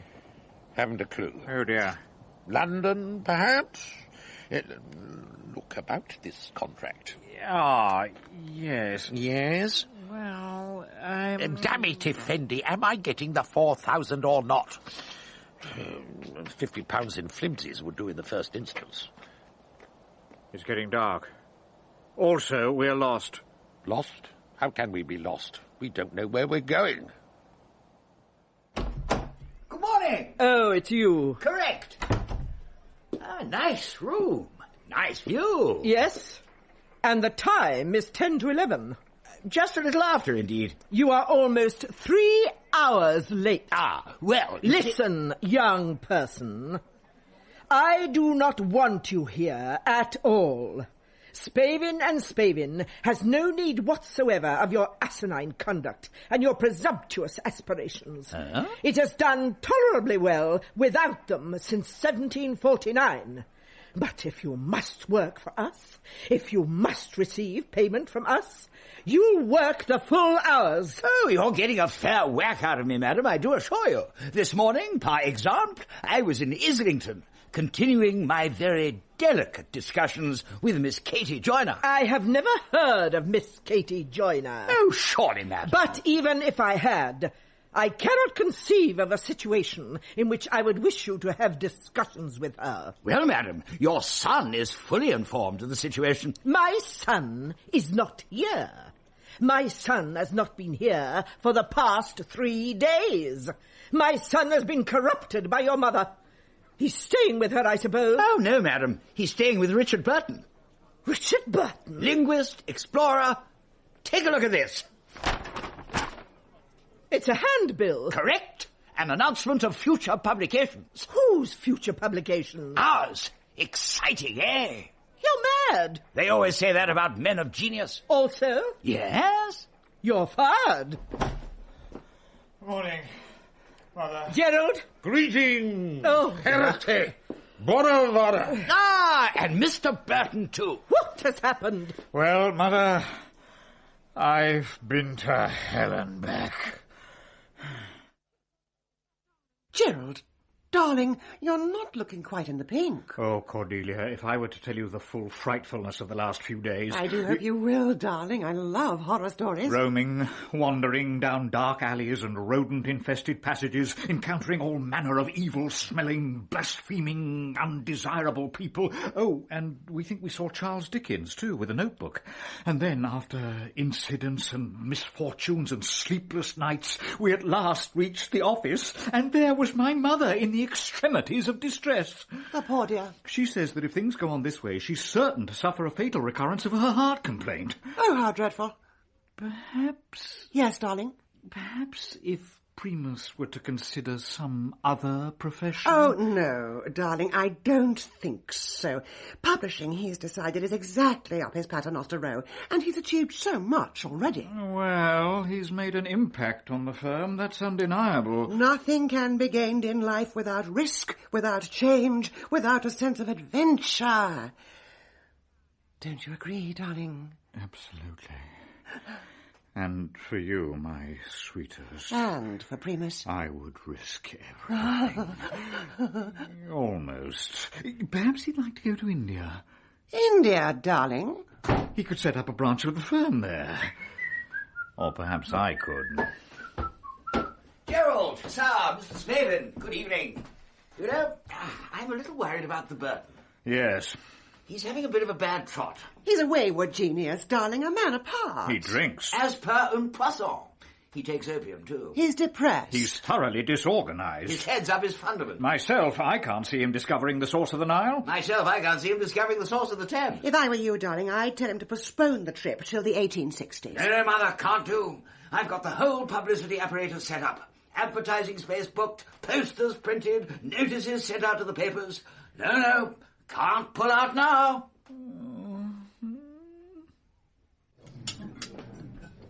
Ah, Burton. Sit down. Care for a chop? No, thanks, Effendi. Just had a gutful of chicken kebabs. Ah. Glad you could come. I've got a little proposition to make. Oh, yeah? Excuse me, sir. That's a no-smoking table. It's all right. It's only opium. When I made my world-famous pilgrimage to Mecca in the guise of a certain Dr. Abdallah... by the way, the African trip, when am I getting paid? You're not. Not? Why not? You're not going. Not going? Why not going? Well, Dick, the plain truth is, you're just not fit. What? Infidel! Desert rat! Hard lines. Saddens me just as much as it saddens you.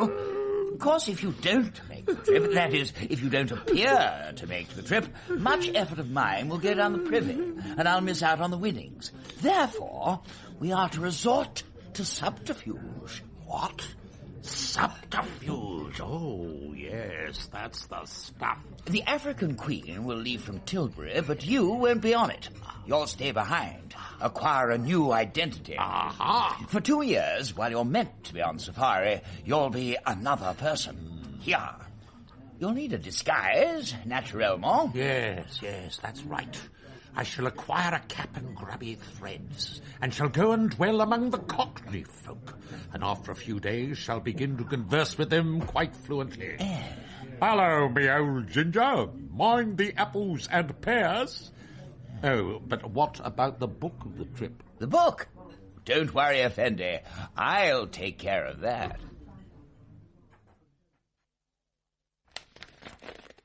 Chapter 1, Jungle Fever. The first day it was very, very hot. In the morning I shot an elephant. In the afternoon there was an outbreak of malaria and restlessness among the natives. In the evening I shot another elephant. And a native. Enter. Good afternoon. Miss Joyner. I've come about the biography. I'm so chuffed. It's going to be in 2 volumes. And I want 3,500 for the pair. 3,500? Whose secret life is this? God's? The fee for the first volume shall be paid in advance.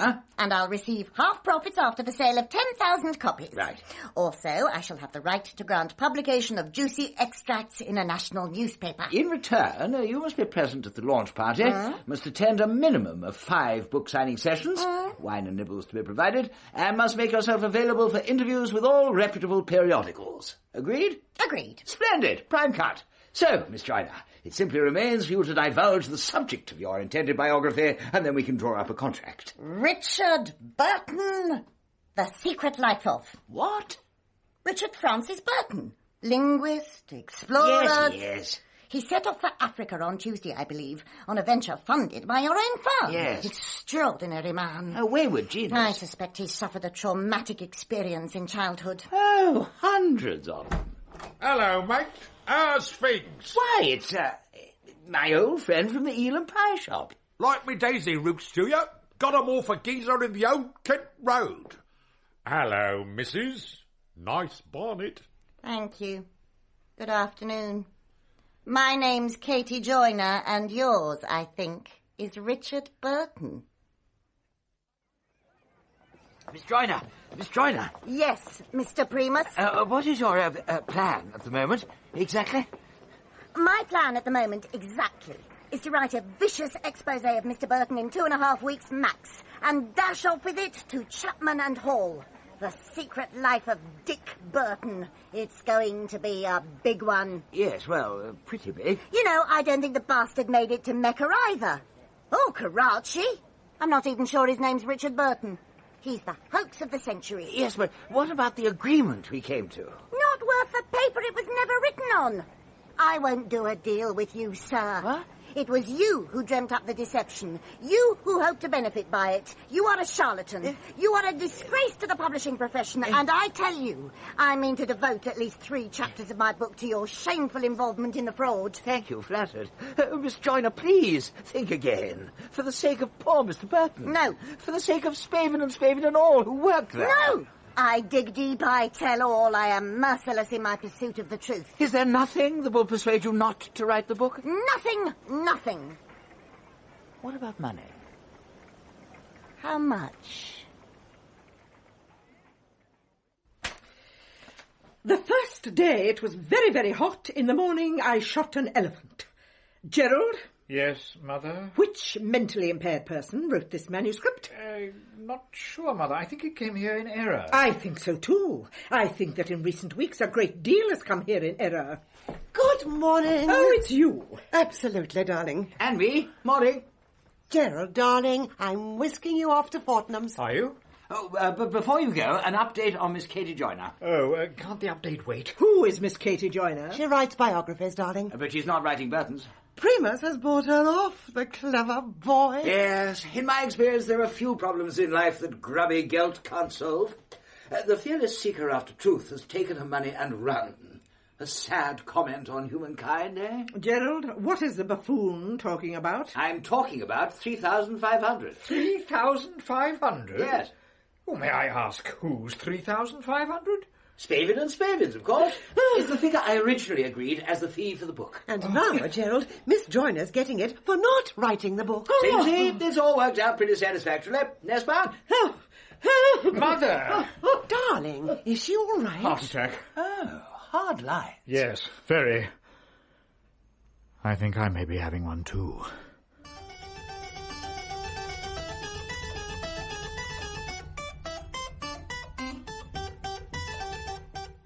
That was episode 2 of Bookcases by Martin Wade. Primus was played by Michael Cochran, Cordelia by Maggie Steed, Edith by Elizabeth Spriggs, Gerald by David Horowitz, Richard Burton by Norman Rodway, Katie Joyner by Francis Jeter, and The Waiter by David Antrobus. Bookcases was directed by Cherry Cookson.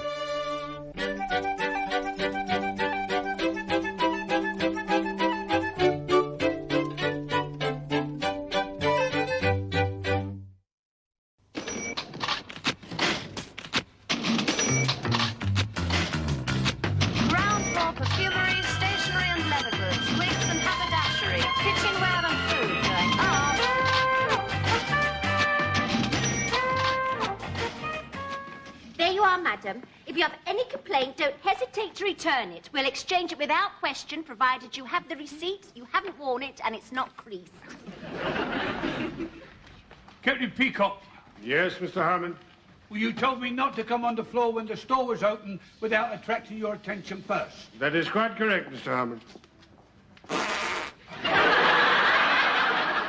Oh, I see I've attracted your attention. Go back. You've not had my permission.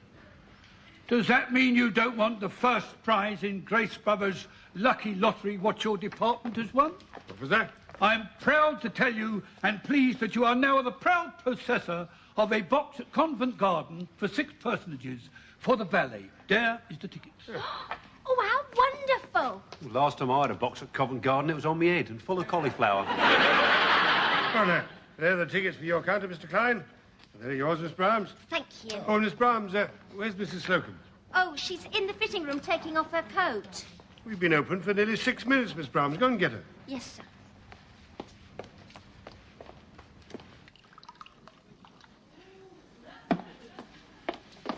You're not drinking at this hour of the morning.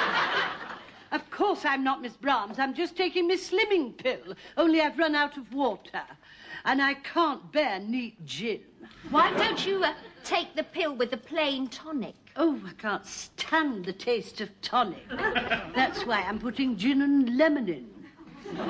Captain Peacock wants to see you.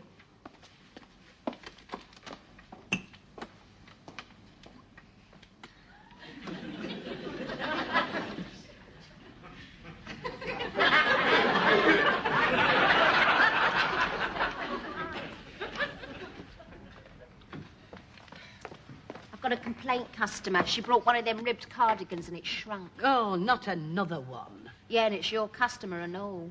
Leave it to me, Miss Brahms. I'm just in the mood.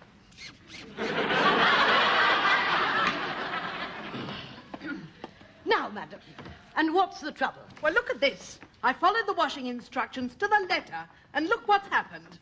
And look at the label. It says quite distinctly, non-shrink. Madam.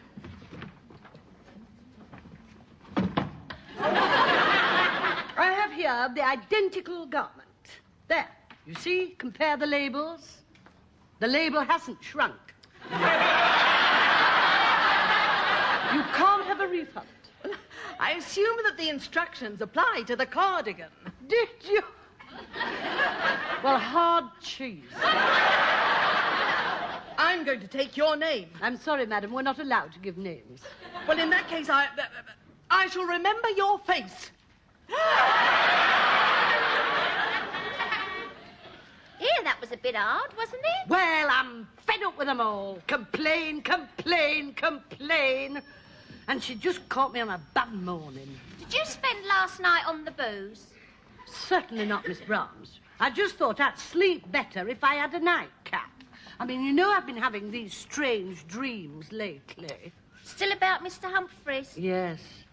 He's different in my dreams.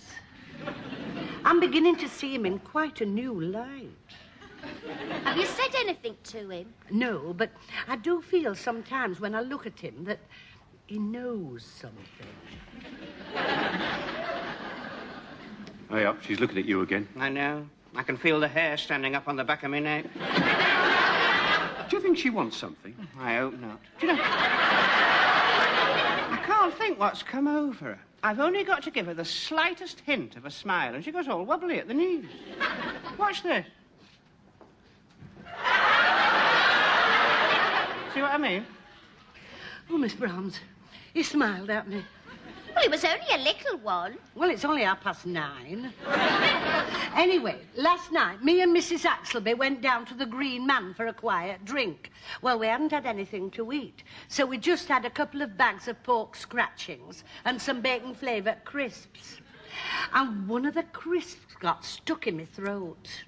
And do you know it took 3 or 4 gin and tonics to shift it? And I think that one of those crisps was bad. Because when I got outside at 11:30, I felt quite dizzy. What time did you go into the pub for your nightcap? About 7:45. But do you know what I think happened? I think my body temperature dropped.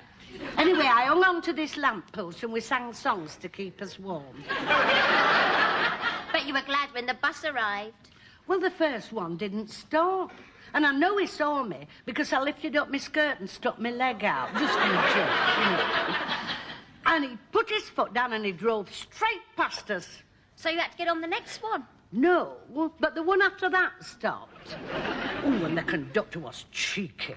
Do you know, the bus was completely empty, but he made us go upstairs. So when I got off, I took his number. Oh, well, I hope you wrote it down. I didn't need to. It's on his hat. Is she still looking at me? No. Now, go on, tell us about the rave-up you had last night. Well, it wasn't really a rave-up. It finished quite early. So about half a dozen of us went back to this bloke's flat that's got this video recorder, you see. I know he belongs to one of these adult X-rated video libraries. Oh, I've heard about those. Yeah, well, he gets a discount being a theological student. Anyway, I wondered what happened. You see, he pressed the button, and bang, the screen went blank. Oh, so you went home? No. The sound was working, so we listened to that. But whatever they were doing must have been outside, because I heard a lot of wind and shouting. I expect it was an orgy. That's what I thought, yeah. Especially when I heard some voice say, Mary Rose has turned over and I can see her bottom. Then a voice shouted, I want to see every man bent over an oar. I was just about to take my mother home when I heard this other voice say, which way do you want us to row, Mr. Baines? And I realised it was the Oneiden line. Where's Mrs. Slocum now? Oh, she's in the ladies fixing her makeup. She's hardly been at her comfort at all this morning. Well, to tell the truth, and I don't like telling tales, but I'm very worried about her. I must say her behaviour has been a little strange lately. Well, she says her nerves are bad. She's been having these disturbing nights. You mean disturbed nights? No, disturbing. She's got this man on her mind and she keeps dreaming about him. You know, erotic dreams. Really? Yes, they do fantasise at that age, don't they? Oh, yeah. I've got an aunt what's got the hots for Richard Baker. And who has Mrs. Slocum got the hots for? You'll never believe it. Who? Mr. Humphreys. Yes, they do fantasise at that age, don't they? Has she told him about this? Well, not in so many words, but every so often she drops him a little hint. Look, watch. Look at her, she comes. Oh, you deal with her, Mr. Klein, will you? Was there something you wanted, Mrs. Slocum? Well, I want to buy a present for a rather special gentleman. Ah, well, what do you have in mind? Ties, handkerchiefs, socks? Oh, they're not very romantic, Mr. Klein. How about a nice pair of Y fronts? Shut up. Well, I had wondered about a pair of gloves to keep his hands warm. Oh, he has such artistic hands. And what kind of gloves did you have in mind, then? Well, just show me what you've got. Size? Well, about Mr. Humphrey's size. Oh. Mr. Humphreys, Mrs. Slocum wants to try your hand for size. It's very busy brushing a hat at the moment, Mr. Klein. I'll do that, Mr. Humphreys. Thank you, Mr. Spooner. I shall remember that kindness. Here we are. Chinese rabbit, English mole, Venezuelan Scotch terrier, kangaroo, chamois, leather, plastic, string, wool, and, if you'll pardon the expression, pigskin. What sort of personality does the gentleman have? Suede. Ah, well, here we are. Beautiful suede, inside and out. Try them on, Mr. Humphreys. Ah, now that is a beautiful glove. Just feel it, Mrs. Slocum.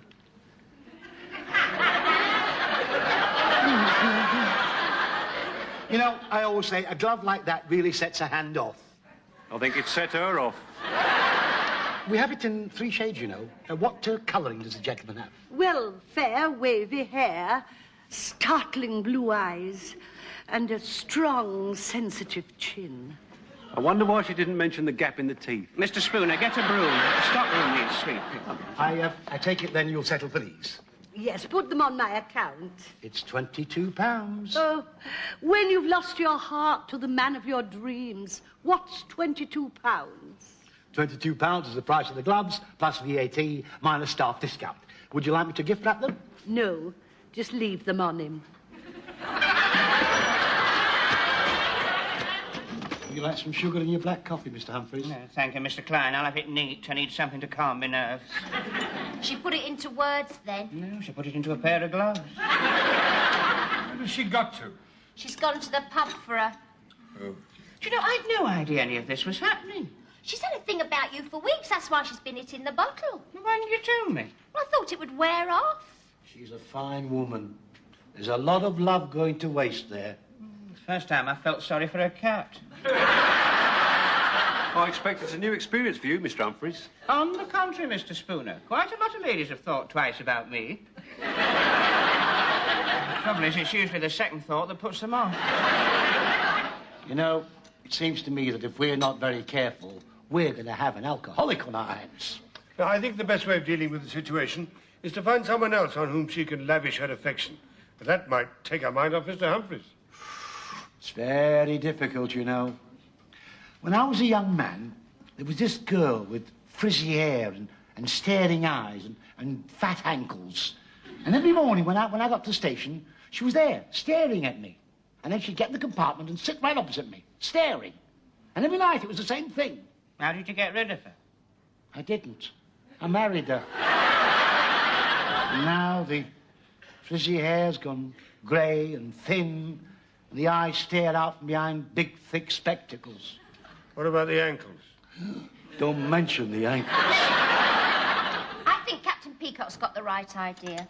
What sort of a mug in conning to taking notes of that old trout? Mr. Spooner, if you continue to speak in that way about a senior member of staff, you'll go and sit at another table. Mrs. Slocum might be an old trout, but she's got a lot of nice sides to her. Like what? Well, she's very kind when she hasn't been hitting the bottle. She's not as fat as she was. You're quite right, Captain Peacock. There's definitely traces there of when she used to be quite a nice-looking woman. Trouble is, she's lonely. Well, if she's lonely, she ought to advertise in one of these contact magazines. Oh, no, she's too much pride for that. Well, we could do it for her. We could send them in, get the replies, and pass them on to her. I'll write it all down. How would you describe her? Old bat seeks comfortable tree to hang in. I shan't tell you again, Mr. Spooner. I think petite lady. Oh, hardly petite. Well, she will be by the time she's finished her slimming pills. Petite lady with own home seeks kind, understanding, male companion of the opposite sex. That's a waste of words. If he's a male companion, he must be of the opposite sex. In my experience, it's better to be safe than sorry. You have to state what her interests are. They always put that. What are her interests? Pubs and that pussy of hers. Well, to save any misunderstanding, I'll just put pubs. There. Now then, we'll get the replies, vet them, and pass them on to her.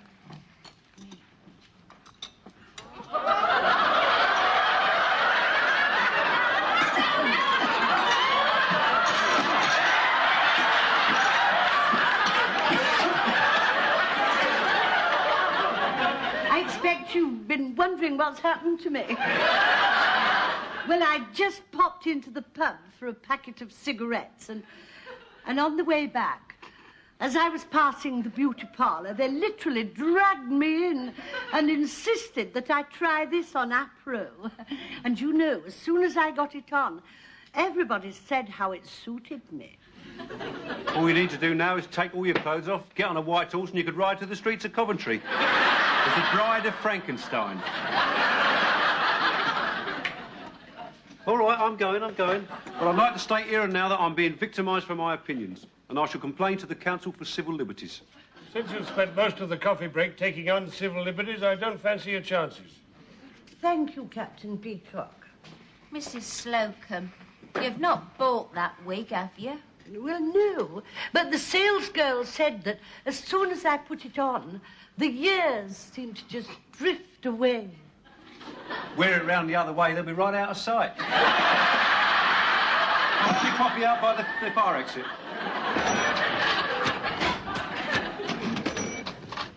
How long is it since you put that ad in that magazine? Well, let me see what she bought me. She bought me a pair of gloves, silk hanky, a pair of socks, some aftershave, a writing pad, some envelopes, and a pair of shorted pyjamas. I'd say about 10 days. Shouldn't we have been hearing something by now? Oh, I got some replies last night. I phoned one man. He sounded quite nice. He's coming in on his way to work this morning to be introduced. What about the others? Well, my mother came back, and I couldn't very well sit there on the phone talking to strange men, saying, hello, you don't know me, but... So I went round to the post office. I've sent telegrams to everybody. I've told them to come in here, ask for me, and I'll introduce them. Good morning, sir. Good morning. Are you being served? Mr. Humphreys. Ah, he's over there, sir. Mr. Humphreys, a gentleman for you. Good morning, sir. Good morning. What's it to be? Well, who knows, young man? probably the happiest day of my life. Beg your pardon? I've come about the lady in the advert. Oh, yes. Oh, she's behind you on the ladies' counter. Oh, really? Oh, sorry. Yeah. Which one? The one on the left or the one on the right? And the one on the left. On the left. Oh, yes. Can you see? Yes, thank you. Good morning. Cross him up for a start. Yeah. Now, pass those tights down to me, Miss Brahms. I'm going to shove them all into this bottom drawer. I could do that for you. No, I'm better doing it. It takes my mind off other things.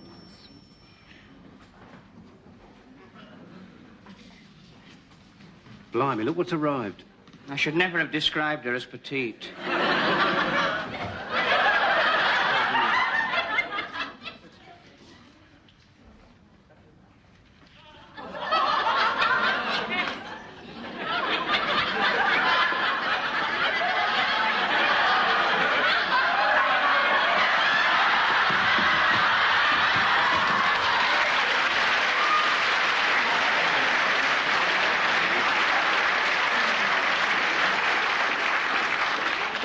Look out, she's smiling at you again. I'm not looking. Well, you'll have to in a minute. She's coming over. I'll tell you another thing. I'm not sitting next to her at the Opera House. No, otherwise I'm not going. How are you this morning, Mr. Humphreys? Bright-eyed and bushy-tailed, Mrs. Slocum. You've broken my dream. Last night I dreamt that you were Squirrel Nutkin. And I was a little lady squirrel. And you'd built your house halfway up an oak tree. Was it thatched in dandelion leaves? How did you guess? I never use anything else. Well, anyway, in my dream, I climbed up the tree and I knocked on your little door. And you pretended you weren't in, so I had to kick it down. And there you were, hiding behind your acorn. What do you suppose that means? It means I've got to build it a damn sight higher next year. Oh, I do love a man with a sense of humour. I always say if a man can make you laugh, everything else will follow. In my case, Mrs. Slocum, it may be a very long way behind. I brought these for you. I thought they'd be lovely in front of a little log fire. I haven't got a log fire. Haven't you? Oh, I know where there's a lovely one.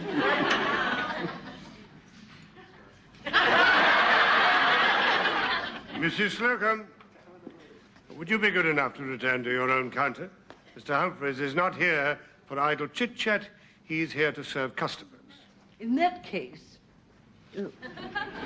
I'll have a size 48 nightshirt. Size 48? That's big enough for two. Exactly.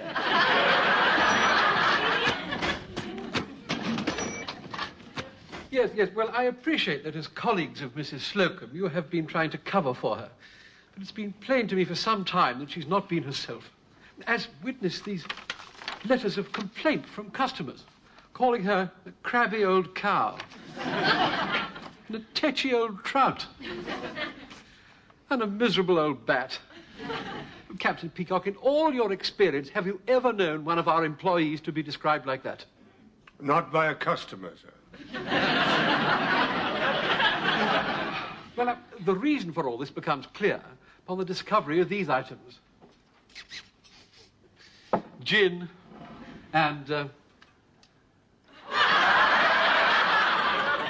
gin and... gin again. Now, where is she now? Perhaps she's still having lunch, sir. Captain Peacock, she hasn't even been into the canteen. Enter. We found Mrs. Slocum, sir. She was in the 4-hour bar next door. Oh. I think it temporarily slipped her mind what the time was and where she worked. Mr. Rumble, I hope you're not labouring under the misapprehension that I was in there boozing. I only popped in to buy a packet of crisps. Mrs. Slocum, without doubting your word for one moment, would you mind blowing into this bag? Certainly, Mr. Rumpole. And I must warn you that your whole future at Grace Brothers may depend upon the result.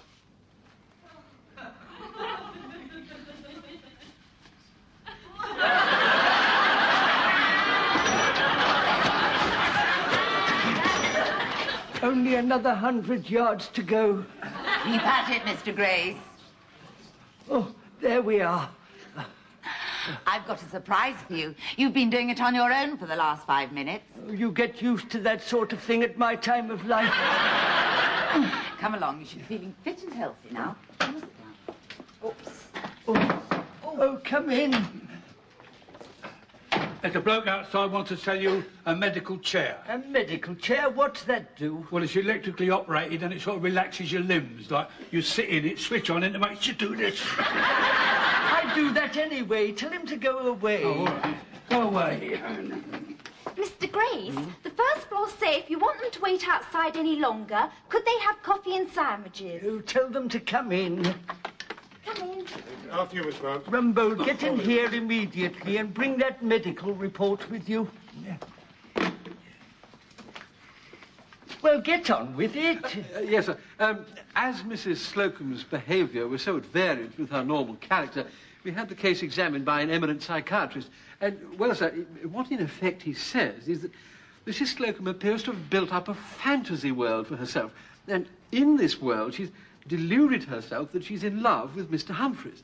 Now, as Mr. Humphreys has failed to respond, understandably... Very understandably. Mrs. Slocum has taken to the bottle. I didn't need to pay 100 quid to hear that. What's the cure? Well, sir, the psychiatrist says that in his experience, when fantasy turns into reality, it often fades away. Ah, in other words, if Mr. Humphreys had a go at her, she'd run a mile. Yes, sir. There's no problem then, is there, Mr. Humphreys? Well, I must confess, Mr. Grace, I would find it very difficult.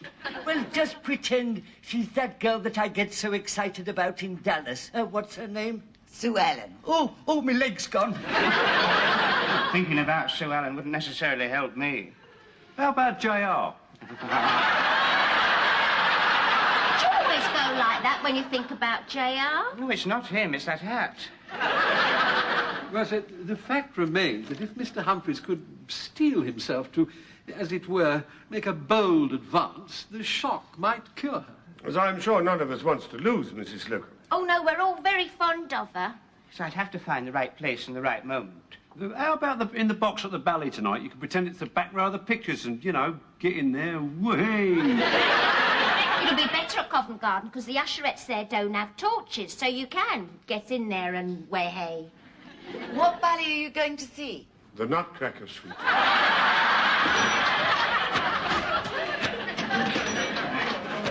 Come on, quickly. Be as quick as you can. We've missed the beginning. Oh, I'm very sorry, Captain Peacock, but I had to have another drink. I got this awful dry feeling at the back of my throat. I think it's the new perfume I'm wearing. When are the Nutcrackers coming on? That's the big one at the end. Oh, she isn't all. I hadn't noticed her. No, I mean that ballet's in the second half of the programme.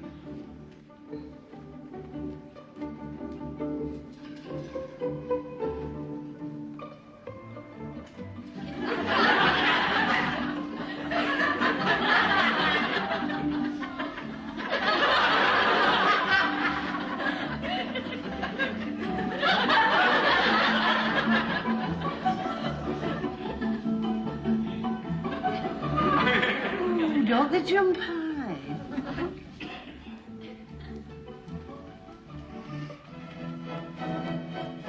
Oh, look what's just come on, isn't he handsome? Yes, sir.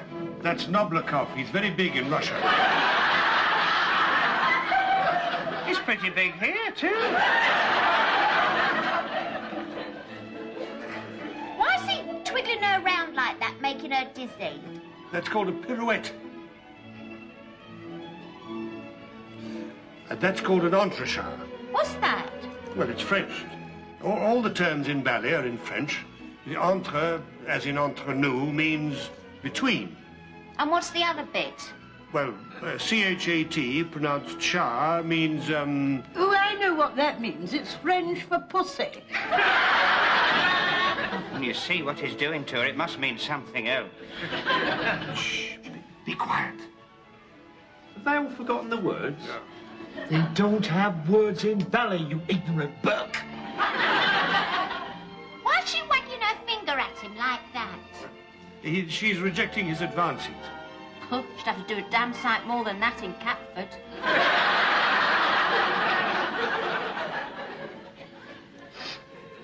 This is the famous pas de deux. I know what pas de deux means. Father of twins.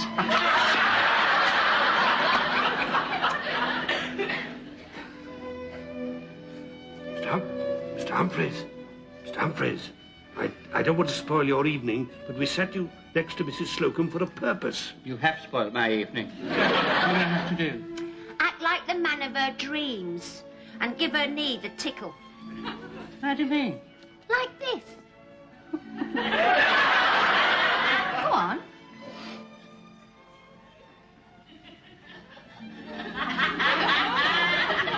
I think her leg's gone to sleep. Oh, give it a squeeze like this. Go on then. I'm sorry, my mind was wandering.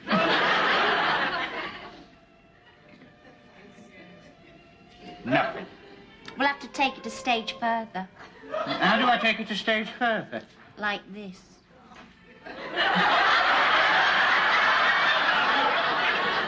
I can't do that to Mrs. Slocum.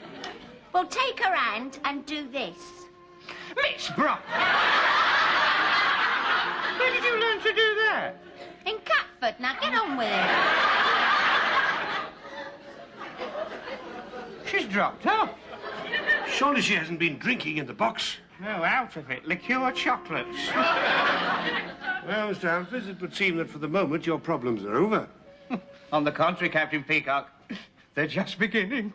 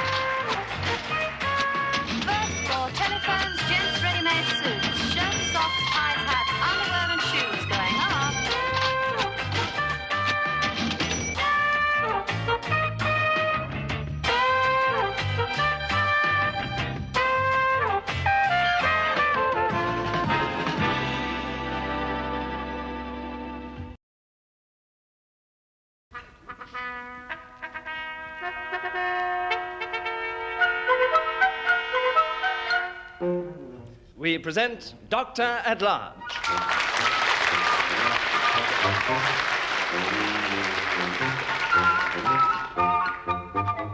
Adapted for radio by Ray Cooney from the original novel by Richard Gordon, it stars Richard Bryars as Simon Sparrow and Geoffrey Sumner as Sir Lancelot Spratt, with this week's guest star Sam Kidd as the taxi driver.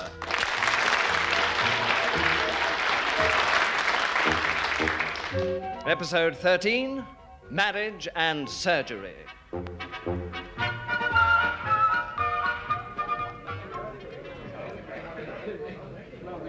Oh, I don't know which I'm most nervous about, my fellowship exam or my wedding. Just bad luck they're both tomorrow morning. No, boy, live dangerously. Oh, stop worrying, Simon. Get that beer down your boil. Actually, if I were you, Simon, I'd be more worried about your marriage. Becoming a surgeon's just as important to me, Tony. Wendy knows this too. Yeah, but if you fail your exam, you can always sit it again. On the other hand, if you don't do so well on your honeymoon... All right, Tony, thank you very much. Thank you. Look, Wendy won't judge you solely by the first night, Boyle. Let's forget it, shall we? Well, I don't see why you want to worry about your wedding. And as for Wendy, well, she's gorgeous and she loves you. Which can't, of course, be said for the Royal College of Surgeons Selection Board. Well, I'd be tickled pink going on honeymoon with Wendy. Yes, just think yourself lucky you're not going on honeymoon with the selection board. And you've already sat the most difficult part of the exam. You've just got the oral and the interview. As far as I'm concerned, that's the worst bit. You know how flustered I get with professors and people. I'll get another round in. 3 pints, please. No, I better not have too much to drink, Tony. I wonder what I'm doing tomorrow. Are we talking about the exam or the honeymoon now? Both. Don't worry, old love. Taffy and I will look after you. Well, what's the timetable, Tony? All organised. There we are. A typewritten agenda for each of us. Simon Taff. Oh, let's have a look. 9 a.m. Dr. Sparrow collected from flat by Doctors Evans and Benskin. 9:30 a.m. Dr. Sparrow delivered to St. Swithin's Hospital for fellowship of Royal College of Surgeons oral examination. 11 a.m. Dr. Sparrow carried out of examination room. Oh, very fine. 11:30 a.m. Dr. Sparrow arrives at registry office for wedding. 12 a.m. Dr. Sparrow carried out of registry office. After that, you and Wendy are on your own. Yes. What? Don't look so miserable. It's what makes the world go round, boy. Yeah, I was just thinking of Wendy and I being on our own. Yes, on your honeymoon. That's hardly likely to be on our own, actually. Why? Where are you going? Holiday camp. Yeah. You must be joking. No, I'm not joking. Seemed a good idea. We haven't had a holiday this year. A holiday? God, honeymoon's damned hard work, old love. Seems very peculiar spending your honeymoon in a holiday camp. Yes, I mean, when they shout wakey, wakey, you might be... Belt up, will you? Oh, well, I think our Simon's a bit nervous, don't you, Tony? Well, yes, it's the exam and the honeymoon at the same time. Hardly at the same time, old love. Well, the same day. Exam in the morning and, well, it's rather like out of the frying pan into the fire, isn't it? Hey, I wouldn't let Wendy hear you talk like that. Might have known you three'd be here. Oh, good evening, Sir Lancelot. Good evening, sir. Sir Lancelot, how are you, sir? None the better for seeing you lot. What are you all drinking? Oh, lovely, sir. Beer, please, sir. Good, I'll have the same, thank you. I see. Pint at best, please. What's this then, stag party? Well, it's Simon's last night of freedom, Sir Lancelot, isn't it? Yes, tomorrow's quite a day for you, isn't it, Sparrow? The board will let you know whether you're going to be any good as a surgeon. Miss Swithenbank will see what you're like as a husband. I suppose it's best to get everything over all in one day. I'm surprised you're not taking a driving test as well. Actually, it's funny you should... Shut up! You haven't got any tips for the oral exam, have you, Sir Lancelot? Certainly not. I'm on the board myself. Damned if I'm going to give you any advice on how to convince us you're not as useless as you look. Heaven only knows how you got the first part of your fellowship exam. I'm not entirely without ability, sir. First I've heard of it. Anyway, you're in for a tough morning, Dr. Sparrow, and at the end of it, your prospect of being pronounced a Fellow of the Royal College of Surgeons would seem as slim as my flying over to the moon. No, I think that's a very good idea, sir. That's good. That might be her. Yes, sir. Right, cheers, you horrible trio of Cheers. morons. Well, after all this beer you've knocked back tonight, Simon, I think you better take some kind of chlorophyll tablet tomorrow. That's true, yes. If either of my ancient colleagues get a whiff of alcohol tomorrow morning, they'll fail you for drunkenness. Here, I got some pills here, so yeah, take these. They're harmless, remove all unpleasant odors, and they're made from grass. Are they, sir? Well, goats eat that all day, sir, and you should have a sniff of them. Oh, go on. Take a few of the morning boil. All right, well, thanks, Sir Lancelot. Most kind. Well, that's all you'll get out of me, Dr. Sparrow. You've plagued my life ever since you were a student, so don't expect any sympathy from my direction. You don't fancy Simon's chances, sir? Let me say, Benskin, that the thought of Dr. Sparrow in an operating theatre fills me with horror beyond description. Well, even you had to start at the beginning, Sir Lancelot. True. But you have certain peculiarities, Dr. Sparrow, which, in my opinion, preclude surgery as a career. Name one, sir. You faint at the sight of blood. Only a couple of times, sir, and both times the surgeon involved was yourself. What do you mean by that, you horrible boy? Well, sir, what he meant, sir, was that he fainted in admiration at the dexterity of your surgical skills. You can't operate without spilling blood, Dr. Sparrow. I realise that, sir. If you can't stand the sight of blood, Doctor... Well, actually, the sound of the word makes me feel a bit queasy, actually. Yeah, young doctors today. You should have been around when we had no anesthetics, no penicillin, no blood transfusions. No patients. In my young days in the theatre... The bells! Shut up, Erskine. In my young days in the theatre, you could hardly get through the door for the blood rushing out. Yes, quite, yes. See, you've got a weak stomach. You should have never taken up medicine at all. Still, whatever you've done, you'd probably messed it up. I dread to think what'll be the outcome of your marriage. Twins by the end of the year, I should think. Oh, it's a perfect match, sir. Wendy's just what Simon needs. No doubt about it. Whether or not she needs this nitwit's another matter. Actually, sir, Dr. Sparrow speaks very well of you. I know what Dr. Sparrow thinks of me, Benskin. He thinks I'm an old-fashioned, overbearing swine. I wouldn't say you were old-fashioned. Oh, thank you. I take it if I fail you on your fellowship tomorrow, you'll still invite me to the wedding? Oh, definitely, sir. Oh, he couldn't get married without you, Tony, and me being there. As long as he can cope without us on his honeymoon. I'll have a bash, sir. I mean, I'll try. Great. God, I hope someone's warned Miss Swithenbank what she's in for. Where are you going on your honeymoon? Holiday camp, sir. Holiday camp? Well, I thought it'd be a good idea, you know, go somewhere where there are lots of people around. You're not putting yourselves on show, are you? I mean, it's jolly nice to meet other people. Gee, gods. But then again, the facilities are always so good at the holiday camp. You know, tennis, clock golf, roller skating. Man's own menace. Now, let me get in a round of drinks, and then I'll attempt to explain to Sparrow the difference between a honeymoon and a sports tour.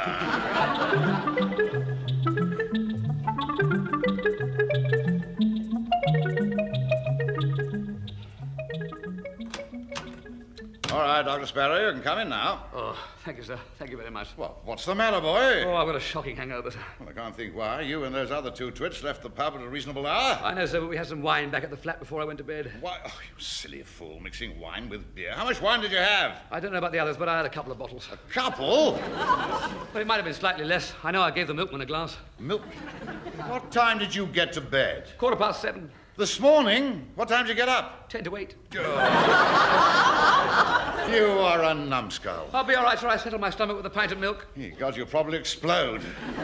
Well, come on, pull yourselves together. Now, Huxted and Crutchley are waiting for you. Huxley and who? Huxted, Sir Mortimer Huxted.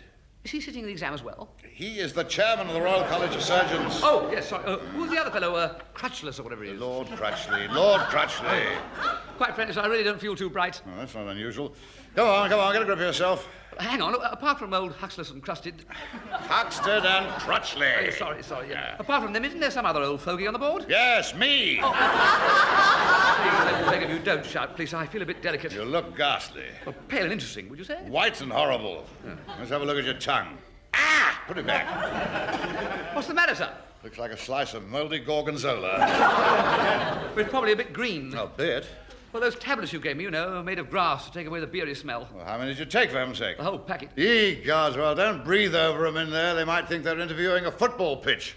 Go on, get in there, go on, and remember your manners and speak up. Speak up? Huxted is as deaf as a post. Oh, Lord. Gentlemen, may I present Dr. Sparrow. Come in. Come in, young man. Good morning, sir. How are you? Jolly nice to meet you. Oh, stop him, for goodness sake. Shut up, Sparrow. I'm sorry, sir. I thought you were a little bit hard of hearing. Please be quiet. This is Lord Crutchley, Dr. Sparrow. I'm so sorry. It's the other one who's Yes, deaf. it is. Please. I do apologize, my Lord Crutchley. I beg your pardon? Sorry, I was saying, my Lord Crutchley, that it's my Lord Huxted who's a little... Sir Mortimer Huxted. Oh, yes, it's my Lord Sir Mortimer Huxted who's a little hard of hearing. Yes, Sir Mortimer's stone deaf. Fast asleep, too, by the look of him. Well, don't let's disturb him. He looks so very peaceful. Sit down, Sparrow. I'll join Lord Crutchley at the table here. Yes, informal chat, you understand, young man? See what you know and what you don't know.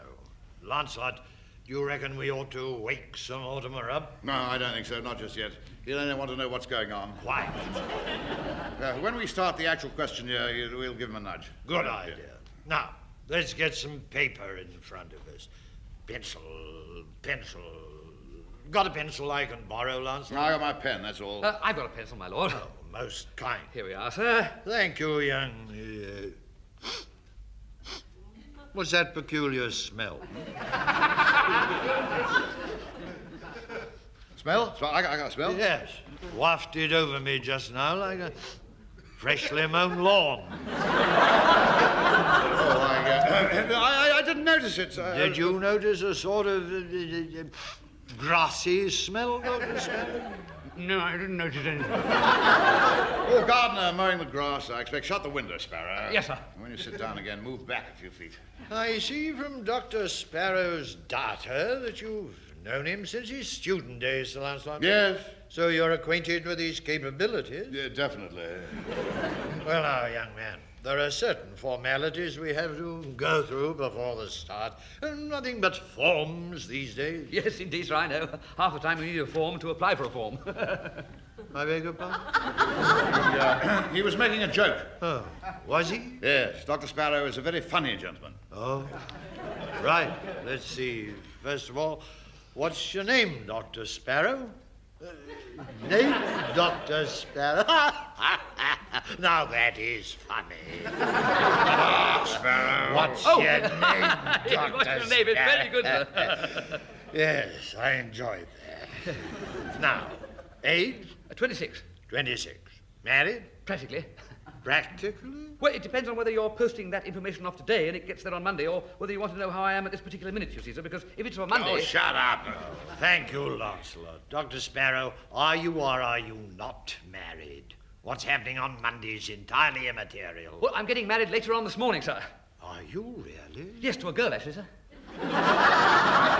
Yes. Congratulations. Thank you, sir. Did you know that, Lancelot? Yes, I did. Very nice. Actually, it is a bit of a problem, because if this information goes in the post and doesn't arrive until Monday... Excuse me, George, may I suggest you say not married and then add a little note that he's getting married today? Capital idea. Of course, whether or not he's still married on Monday depends on a lot of things. Next question. Religion? C of E. Church of England. Ever been to prison? Not lately, sir. No, sir, no. I see you qualified from St. Swithin's with some degree of success, Dr. Sparrow. Fiddled his way through. Beg pardon? Nothing. Been in general practice and had a stint as a ship's doctor? Yes, sir. And now you want to become a surgeon? Very much, sir. I see you did quite well in the earlier parts of the fellowship exam. Fiddled his way through. Beg pardon? Nothing. Well, stop mumbling like that. There's a good fellow, Lancelot. In fact, Dr. Sparrow, if you do as well this morning, I see no reason why you shouldn't get your fellowship. That would be a great honour, sir.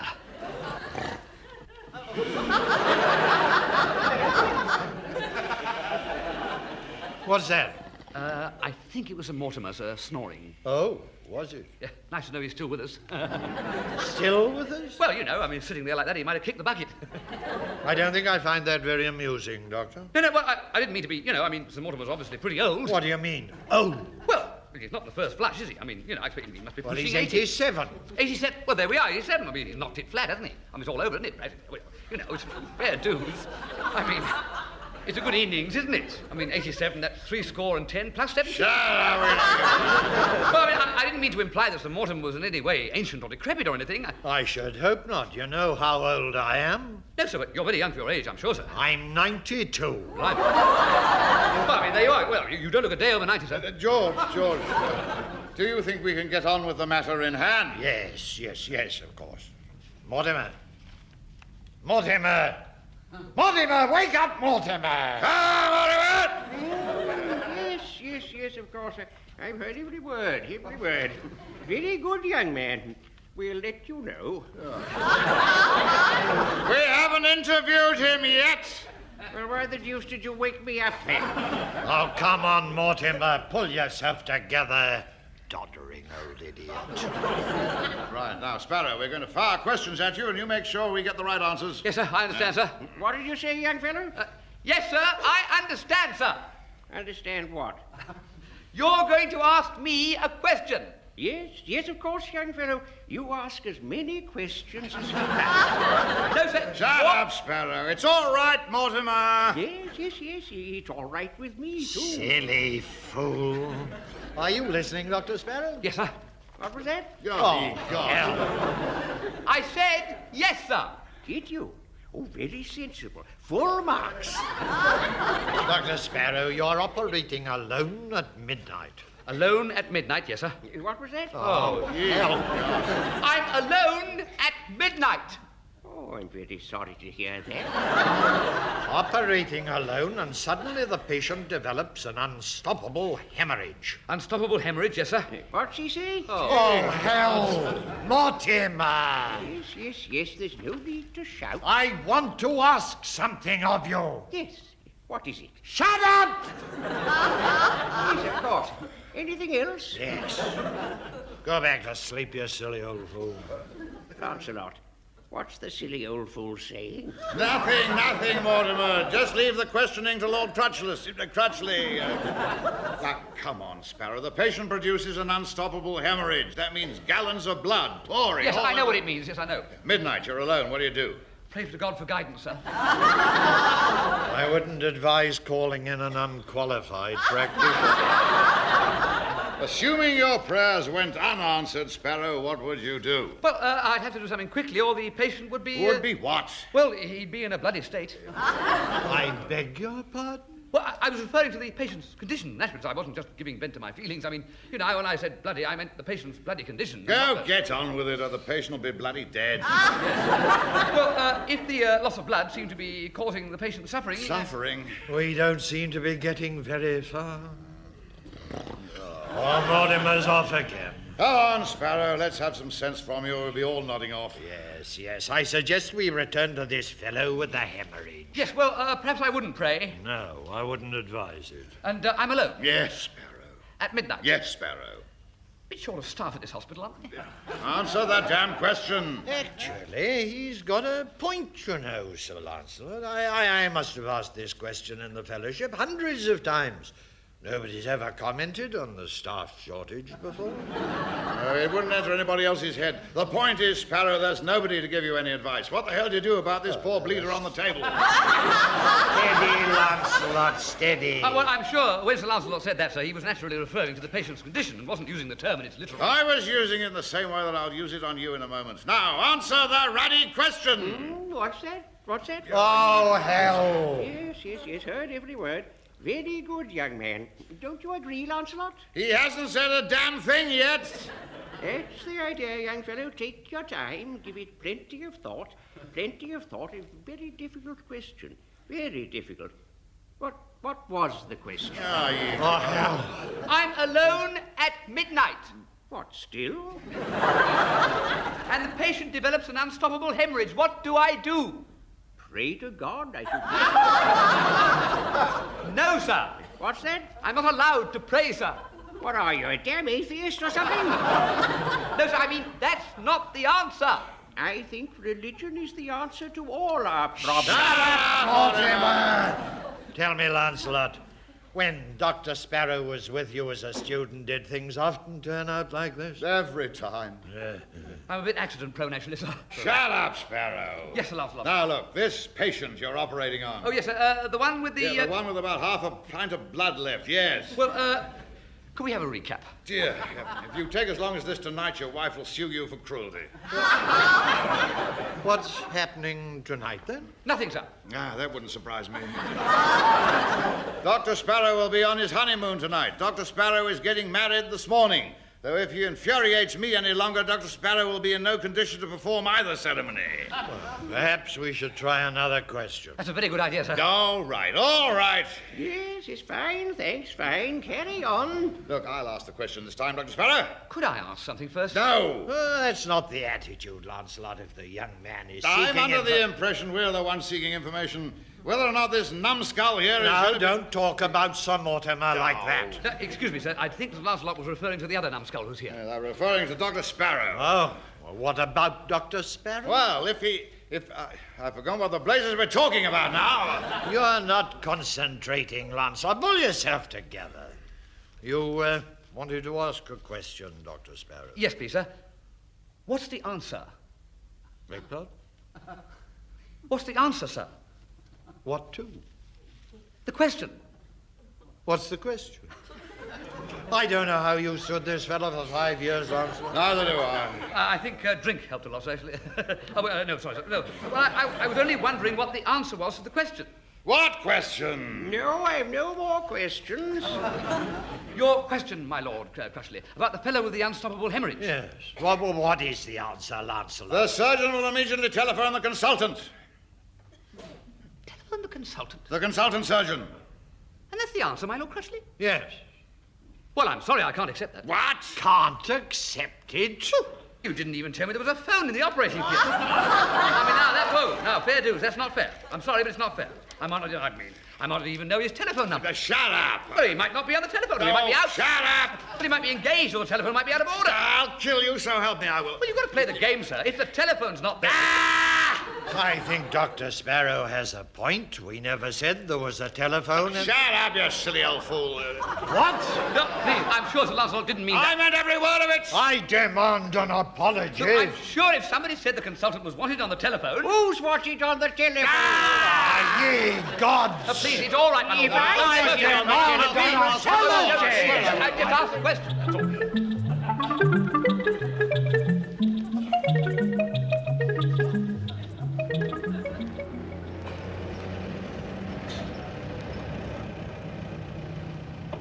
Look, I'm sorry, but look, I really think you could have got across those lights, you know. Hey, listen, mate, it's my licence what's at stake, not yours. What's the ruddy hurry, anyway? I'm getting married. And you're in a hurry? I'm late, you see. Oh, you keep hanging around, mate. Show her who's boss from the start. I reckon that's a very good way to get on. Look at the time, man. How long will it take to get to Hampstead Registry Office? Oh, about 10 minutes. Oh, blimey. If you're in such a rush to get there, why didn't you leave earlier? I couldn't. I was taking an exam. You're a bit old for school, aren't you? My fellowship. All right. I'll put my foot down. Well, don't go mad. What's this fellowship? Is it like the Masons thing? Look, please, don't overdo it. Just watch the road, will you? No, I'm interested.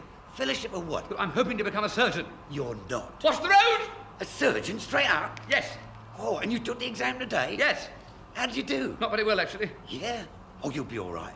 You got a Professor Barnard look about you. Thank you. Do you ever watch any of them hospital scenes on the telly? Not often. Look, watch the road, will you? Oh, they're fabulous. Me and the missus, we like nothing better than our lovely operations, the lashings of blood. Look out!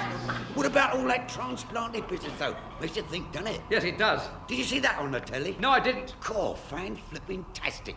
You see the lots, you know? Really? Yeah. BBC 2, in colour. Please, I can't.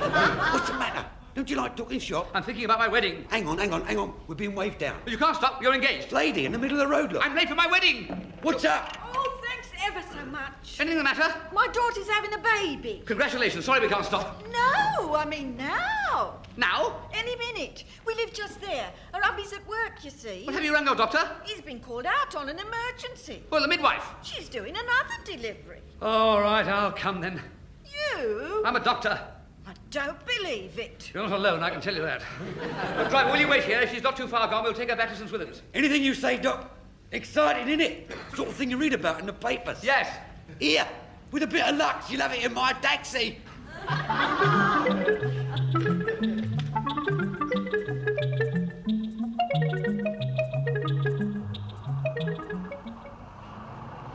Cool, what a morning, Doc. I bet you didn't think you'd sit your surgeon's exam, get married, and deliver twins all before lunch. I haven't got married yet. Are you sure this is a good shortcut? Positive, don't worry. You're only an hour and a half late. Couldn't have to get through on that blasted phone or something. She'll wait. Here, I've never had such a smashing time ever. Good. Here, did you see that programme on the telly? Documentary it was. Took you through the whole 9 months. No, I didn't. Oh, enough to give you labour pains it was.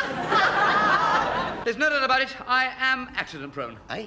I'm accident-prone. Don't you talk like that. Look what you've done for that young lady today. Gave her twins, that's all. I mean, delivered them.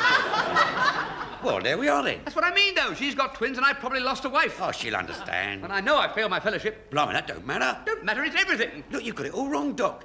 It's what you do with what you've got, like the bloke says in the epilogue. Epilogue? Yeah, very educative, that is. Makes you think. And far less trouble than going to church.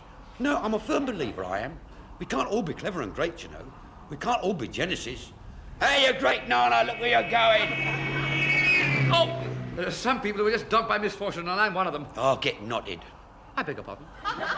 Blimey, you don't know how lucky you are, mate. You're young, you're healthy, good-looking. I wouldn't talk like this to all your gentlemen passengers if I were you. And you're a doctor. Now, that's a wonderful thing. But I want to be a surgeon. Well, maybe you're just not good enough, son. Maybe you're just good enough to be a good doctor, and that's all. Like the man says on the epilogue... I think you watch too much television, you know. But are we nearly there? Anyway, like the man says on the epilogue, it's what you do with what you got. Now, you take me. I'd rather not, frankly. Look, I'd rather just get to the registry office. No, I'm a prime example, you see, of making the best of things. Now, do you know what I wanted to do when I left school? No. Stuff birds.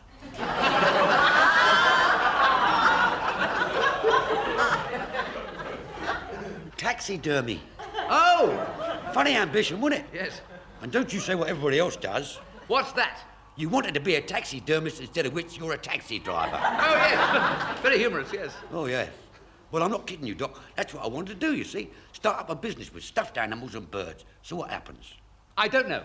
Well, before I get a chance to even start, my mum discovers I'm allergic to animal skins. Straight up. Yeah. If I touch them, I come out in great big bumps. It's all right. I can't be a taxidermist. It's no good going through life moaning about your luck, is it? You knuckle down, work hard, and make the best of what you got. That's what you did, is it? Yeah. Started in this business 20 years ago, driving for the governor. And now I'm a partner in the firm, and we own 106 cars. No. Yeah, straight up. That's real application for you. Yeah. Of course, I married the governor's daughter as well. I see. Yeah, that's what I mean, Doc. Make the most of what you got.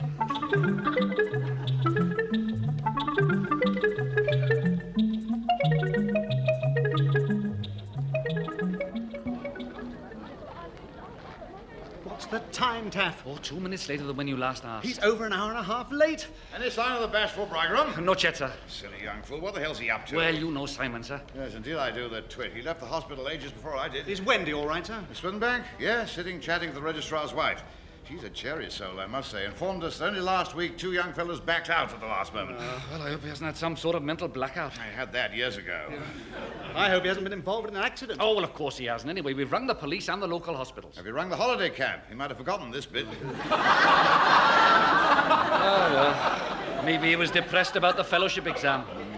How did he do, sir? Well, that's for Sparrow's ears, if and when he shows up. I wonder if he's gone to the wrong registry office. Knowing Sparrow, he's probably married the wrong girl by now. Oh, is there a taxi pulling up now? And Simon's in it! Yeah, right in it.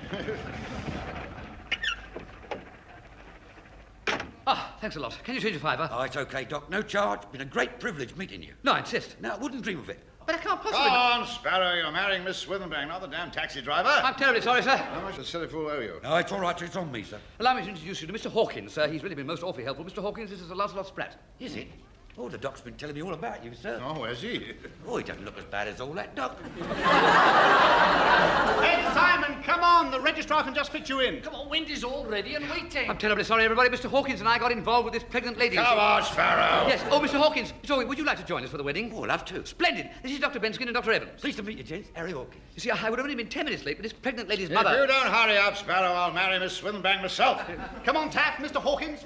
Oh, Sparrow. Yes, sir? Before you go in, thought you'd just like to know how you got on in your fellowship. Oh, well, I think I know already, sir. Do you? Well, you'd be crazy to pass me. Yeah. Then there's always been insanity in my family. Well, that's understandable, sir, I know.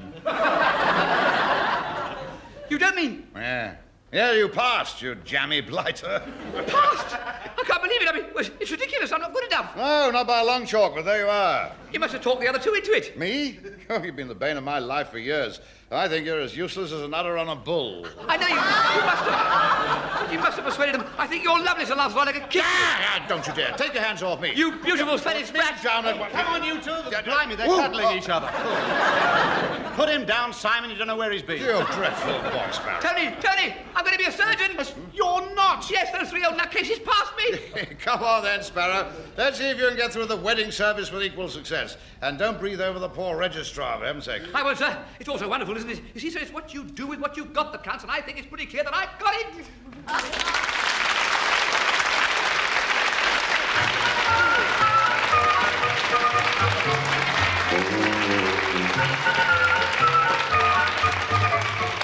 In that final episode of Dr. at Large, written by Ray Cooney, the parts were played as follows. Simon Sparrow, Richard Briar, Sir Lancelot Spratt, Geoffrey Sumner, Tony Benskin, Ray Cooney, Taffy Evans, Edward Cast, Lord Crutchley, Ronald Adams, Sir Mortimer Huxted, Eric Chitty, the mother, Maddie Head, and guest star Sam Kidd as the taxi driver, Harry Hawkins. Dr. at Large was adapted from the original novel by Richard Gordon and produced by David Hatch.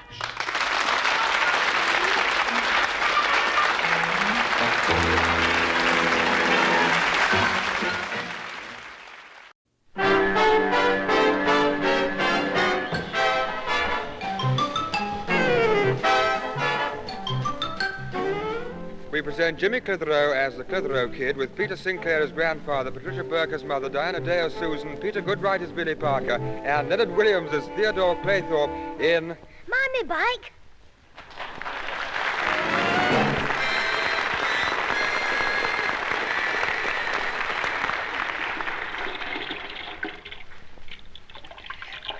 Jimmy, I'm trying to wash up. What are you doing? I'm trying to fill my bicycle pump with soapy water. That's your granddad's silly idea again, spraying those nasty little slugs in the garden. No, this is for a nasty big slug. My pal Ozzy. Now, there's been enough trouble. Quite enough trouble between you and Ozzy, squirting soapy water indeed. Well, I'm only getting my own back. Look what he did at the competition yesterday. He rubbed treacle all over me hula hoop. Well, you're not doing it. I want you to run some errands for me. Oh, Mum, I've been twice this morning already.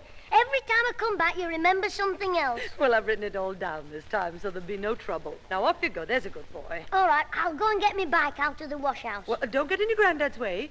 Mr. Craythorpe's helping him clear the guttering. Are they still at it? Yes. Oh, your granddad's in charge. He's leaning on the ladder, drinking tea and giving advice. Oh, all right. I won't bother him. Hey, Theodore! You've been up there an hour. Haven't you found out what's wrong yet? I know very well I've been up here an hour, but it's not as easy as you think. Look, all you've got to do is to find out what's blocking up the gutter. I know that. It's something in the downspout. I could see what it is if I had a torch. Every time I strike a match, the wind blows it out. Here they are, Bill and Ben, the flower pot men. No, don't you start. I've got enough trouble with Edmund Hillary up there. Oh, I see the trouble, Mr. Sinclair. You've got something jammed in your downspout. I think it's a tennis ball. Don't be daft, that's his Adam's apple. Jimmy, well, you go in the house out of the way. I've come to get me bike out. I'm going an errand for me mum. All right, get the bike and be quick about it. I'm going to need something to push this ball down the spout. Well, hang on. Jimmy's just getting his bike. His bike? What do I want with a bicycle on the roof? It's not for you, you half-wit. Jimmy's just gone down to the shops. Hey, what shall I jump on me bike? Just like the Lone Ranger getting on his horse. Hi-ho, Silver, I'm off. I'm back again. Stop riding around like that. Shall I ride no hands? No, will you stop? Me next trick, 1 foot on the saddle. Oh, a lovely view of the circus up here. Now both feet on the saddle. Will you get down? I'm coming down. Not you. I mean, all right, come down. Now, hold on to the ladder, Mr. Sinclair. Jimmy, look out, Jimmy. Oh, heck. Jimmy, you might have broken your neck. Help, get me down. Bring the ladder back before the gutter collapses. Oh, look at Dawson swinging in the breeze.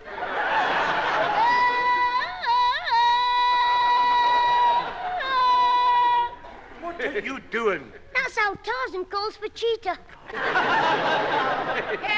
Help, my fingers are frozen. I can't hang on much longer. How are we going to get him down? Tickle him under his arms. Theodore, put your feet on my shoulders. Now, let go. Oh, thank you, Mr. Sinclair. Oh, what an ordeal. Just look at my nails. Jimmy, come here, you. Now, you see what happens with your silly tricks. It wasn't a trick. The handlebars came off. What? Oh, it's all right. I'll put him back on again. I've got a piece of string.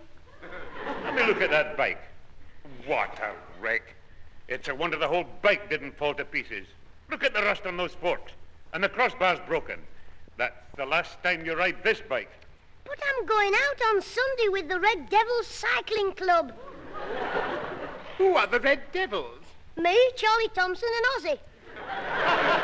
You're not going anywhere on this bike again, because I'm going to give that wreck to the Rag and Bone Man. Oh, well, I'm going to tell me Mum. She won't let you give me bike away. I'll tell your mother. Hey, Mum! What's the matter, Jimmy? Me granddad won't let me ride me bike. He's going to give it to the Rag and Bone Man. And all he'll get for it is a rotten bowl of goldfish.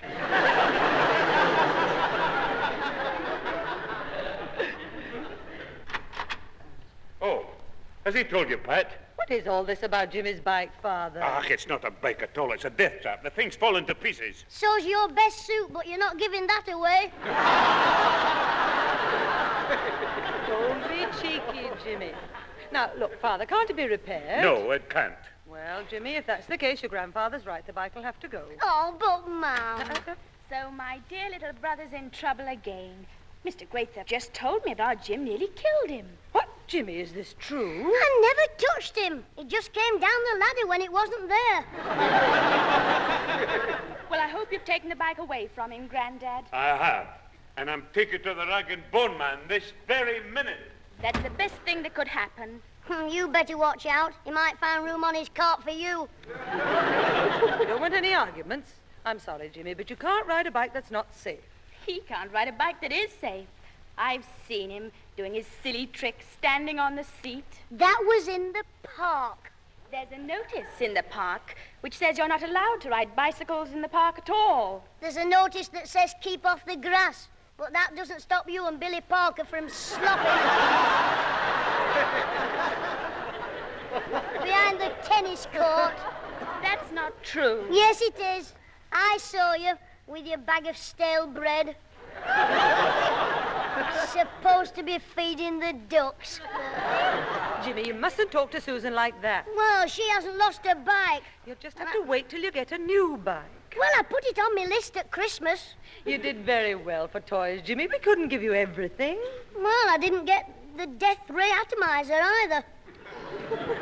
Atomizer, you are childish. I wish I'd got one now. One squeeze of the trigger and you'd be a puff of smoke. I tell you what, Jimmy, if you make the effort and save £1 towards the deposit, we'll get you a new bike. Oh, good! For your birthday. Oh, heck. That's months away. The way you save, you'll be lucky to get the bike on your 21st birthday. It's easy for you to save. Billy Parker pays for you to go to the pictures and buys you chalk eyes. All you've got to do is hold his hand and you've saved 3 bob.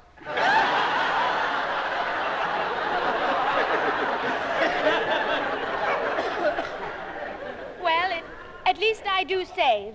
I buy my own clothes and I look after things, which is more than you did with your bike. She's right, you know. You never look after any of your things, Jim. But if I got a new bike, I'd look after that, Mum. Honest, I would. Well, we'll see when your birthday comes round. Anyway, you better go and get those groceries for me. Oh. I'll give you 3p for yourself to start saving with. Hey, that's the way to save, Mum. Go errands for everybody. I'll do yours for 3p, Grandad's for 2 empty bottles, 4p every time I go for Mr. Craythorpe's dolly mixtures. What about my errands? I'll charge you a halfpenny. Why only a halfpenny? Then I won't be losing much when I tell you to go your blinking self.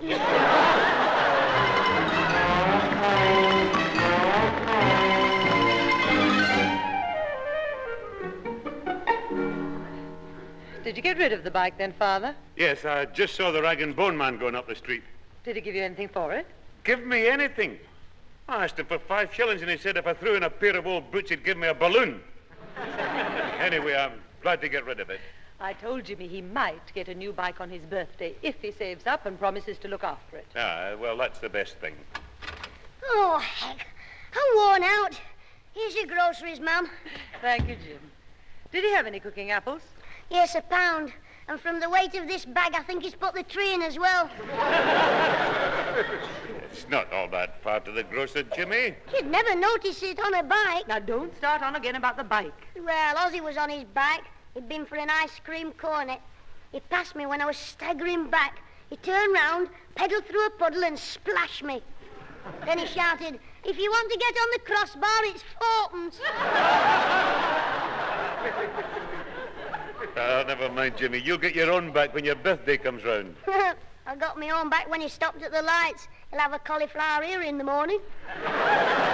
You didn't fight him? No, I hit him behind the ear with a cauliflower. My cauliflower? My cauliflower? Oh, I got it back, Ma'am. Are you sure you didn't throw the porridge at someone because it's not in the bag? Oh, no, the grocer hadn't got any, so I sent some new stuff for you to try. Cornflake Crispies. We don't want cornflake crispies. You want porridge to warm you up in the morning. Well, the man said these were very good. Look, it says on the box they've got sugar in them to save money. Hey, what's this? Now, let me have the box, Jim. I want to put these things in the kitchen. Oh, just a minute, ma'am, please. I want to read this. All right. Well, bring it to me afterwards. I'll put the rest away and start the tea. Hey, Grandad, now I can get me bike. What do you mean? It says here if you write a slogan about Cornflake Crispies, they give you £50. Here, let me see. It's a competition. The winning slogan gets £50. That's right. I'll get one with drop handlebars and a horn instead of a bell. And a repair outfit. Then you can borrow it to mend your bagpipes. Jimmy, you've got to win the money first. I know, it's like we did at school, Road Safety Week. It's easy. £50. We just think of a slogan. Thousands of people will be sending slogans in. Well, look at your raffle at Christmas. They sold thousands of tickets, but you were the one who won the turkey. Remember, you brought it home after closing time, and Mum told you off for sitting on the settee plucking it with her eyebrow tweezers. Well, that was different. That was the luck of the draw. Oh, Wolf, you think of a slogan and you might be lucky again. This isn't a question of luck. I could make a slogan up if I wanted to. Well, go on then. Well, I don't want to. Oh, go on. Force yourself. No, I'm not wasting my time on this. You can't think of one, that's why. You want to make up a rhyme, like a nursery rhyme. A nursery rhyme?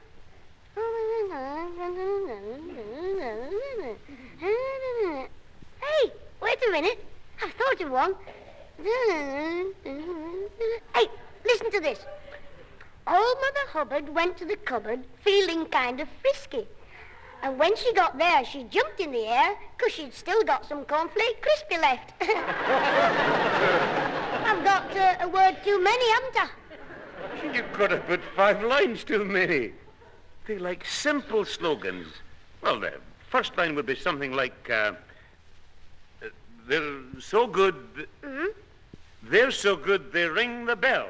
So fill your plate and eat like a horse.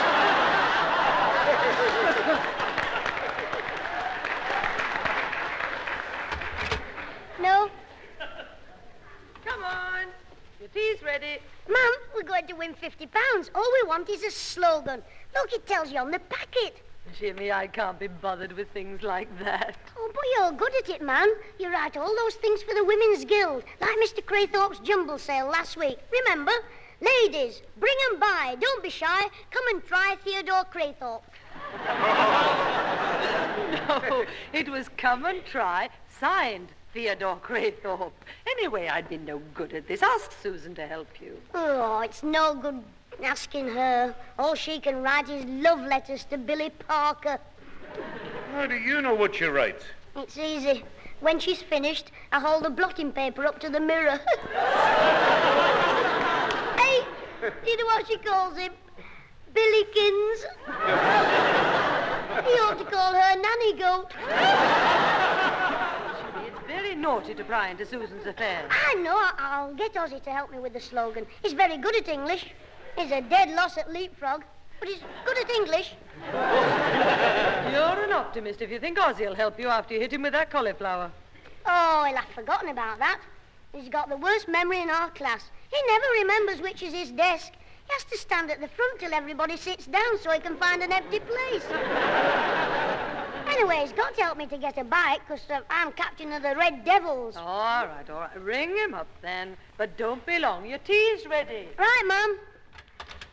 Oh, Ozzy, you're a funny un. You've a face like a pickled onion, a nose like a squash tomato, and legs like 2 flops. Oh, Ozzy, you're a funny un. Hello, Ozzy. This is your pal, Truman Clitheroe, the demon cauliflower bowler. You what? Oswald. I'll bet your mum's out. I thought so. You wouldn't dare call me that if she could hear you. Look, I want to be friends. Yes, Jim and Ozzy smoke and pipe of peace. I want you to think of a slogan about cornflake crispies. You what? I could think of one about you as well. All right, then we're enemies. I'm glad I did hit you. I hope your nose gets frostbite. Oh, you will. You and whose army? It'd take you and your dad put together. Well, tell him. It doesn't frighten me. He's as daft as you, the big long stick. Hello, Mr. Higginbottom. I was just talking to my pal, Ozzy. Yes, sir. No, sir. Goodbye, sir. The little squealer.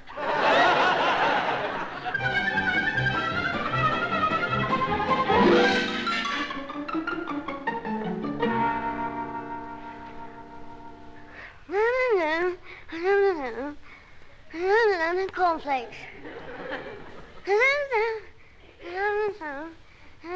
Corncrakes. Jimmy, have you seen your granddad's slippers? I put them in the cornflake packet. I put them in the hearth. You're not still thinking about that competition, are you? We've heard nothing else for days. Well, I've got to think of it soon. The closing date's the last post tomorrow. Well, thank goodness for that. Then maybe we'll get a bit of peace. Look, there's no need for all this. I've told you you'll get a bicycle for your birthday. I don't want to wait that long. Now, you know what your granddad's always telling you. If a thing's worth having, it's worth waiting for. I suppose that's why he was standing outside the Rose and Crown at 4 o'clock this afternoon. Jimmy, don't make things up. He was. When I passed him, he pretended to be looking in a shop window. Well, how do you know he was pretending? Maybe he was going to buy something for himself. Well, you laugh when he puts it on. The window was full of ladies' underwear. He was probably just trying to dodge you. He hasn't had a minute's peace all week. None of us have. Well, I haven't bothered our Susan. No, because you knew Susan wouldn't help you. She won't even let Billy Parker help me.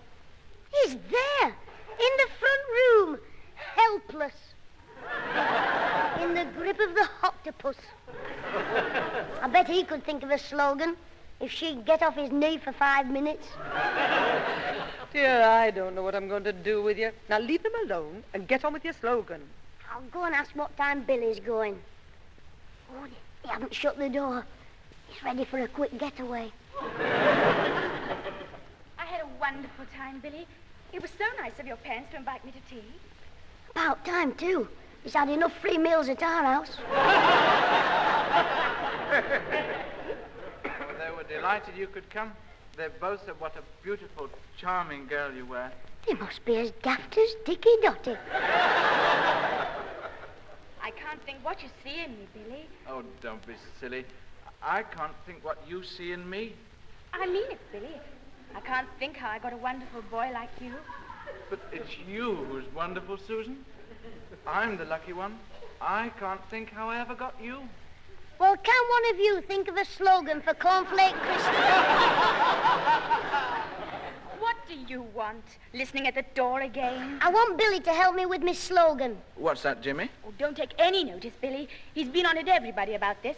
Now just clear off, nuisance. Oh, nobody'll help me. Well, maybe I'd better hear what he wants, Susan. I just want you to think of a slogan for Cornflake Crispies. Oh, what kind of a slogan do you want? Well, one saying just how marvellous they are. Look, I've got the first line. I'll start you off. With Cornflake Crispies on your plate. I thought you were supposed to be in meditate. You what? With Cornflake Crispies on your plate, I thought you were supposed to be in meditate. Well, it rhymes, I suppose. Now, look here. Just a minute, Susan. Jimmy, say that first line again. The first line. First line. With Cornflake Crispies on your plate. Yes, that's it. With Cornflake Crispies on your plate. Yeah? Life's worth living, ain't it, mate? Yes. Well, I can think why you two got each other.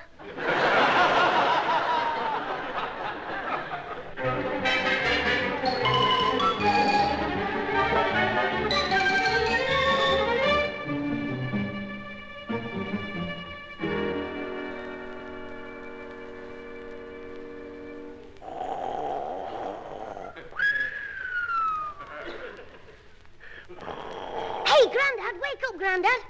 What? Jimmy, what is it? What time is it? 2 o'clock and all's well.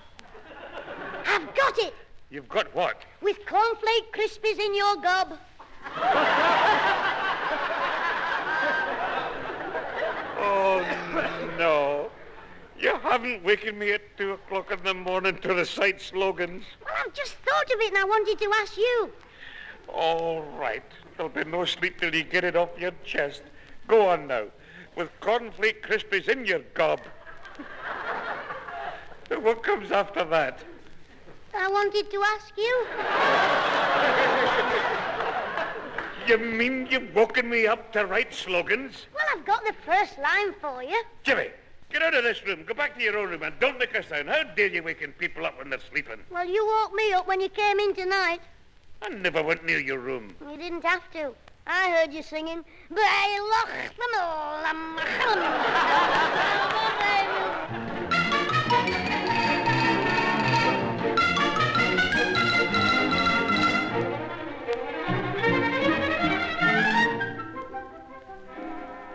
Hello, James. Come in.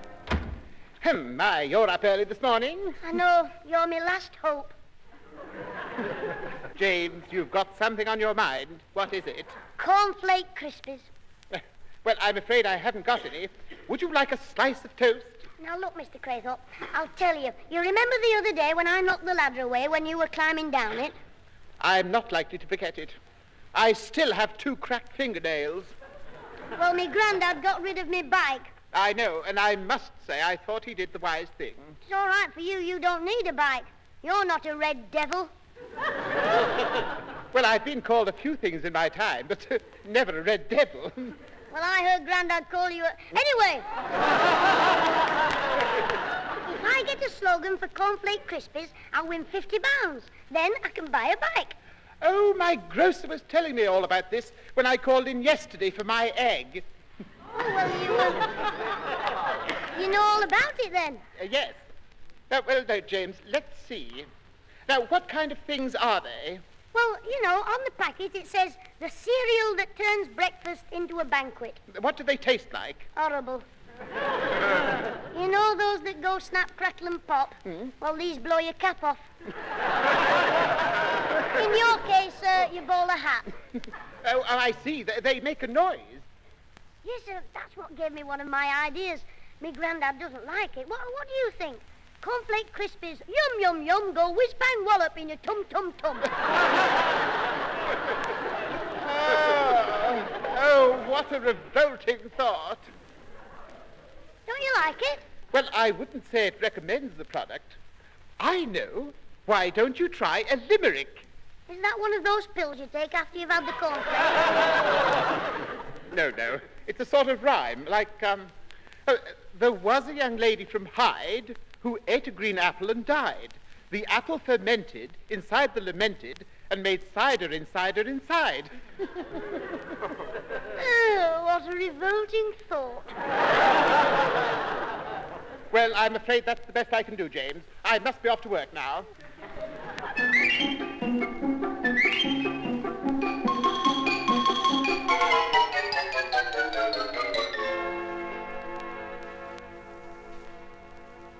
Hello? Hello? Town Hall Housing Department. Craythorpe speaking. Mr. Craythorpe, I've got it. Is that James? Yes, I've just sent me slogan off. I've done one of those what you said. Do you want to hear it? Oh, a limerick. Well, go ahead, but hurry. I'm in the middle of a committee meeting. Well, listen to this. There was a young dancer from Wigan who ate cornflake crispies while jigging. Through acting the goat, one stuck in his throat, and his pal said, "By gum, that's a big un."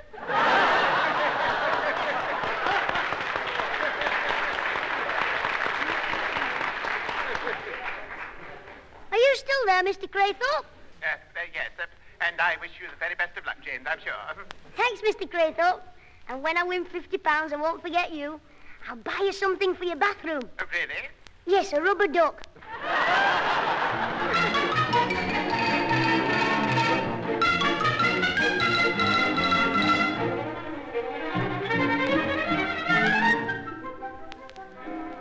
I'm sorry I haven't been round for some time. Yes, we've missed you, Theodore. Oh, we've cried every night, haven't we, Jim? Hello, Mr. Craythorpe. I haven't been round since the great cornflake crispy drama. The cereal. Mr. Craythorpe, how corny can you get? Oh, the little ray of sunshine's a bit dim today. Take no notice, Theodore. He's upset because he didn't win anything in the competition. We're all disappointed, Theodore. I was looking forward to you inviting me around to help you to launch your rubber duck. Yes, quite. Well, that's what I've come round about. I sent an entry in myself. Mr. Craythorpe, you didn't win the £50, did you? No, but I won a consolation prize. Something that should please you all. You've won a sheep farm in Australia. Oh, no. Nothing so grandiose. I've won a bicycle. Mr. Craythorpe, of all the big twisting... But I don't want the bicycle. You're the best friend I've got. So I thought you might have it, James. Oh, Mr. Craythorpe. Provided you look after it. Oh, I will, Mr. Craythorpe. And pay for it. Oh, Mr. Craythorpe. At £1 a week. Oh, good old Mr. Craythorpe. Craythorpe. Theodore, how generous of you. Well, thank you very much, Theodore. Well, I'm only charging this shilling a week, so James will take good care of it. Oh, don't worry, Mr. Craythorpe. I'll polish it every day. And when I see the Red Devils on Sunday, we'll make you a life member. Oh, thank you. And I'll let them all know who gave me the bike. I'll hang a card on my tool bag reading, presented by Theodore Craythorpe, the cleverest devil of them all.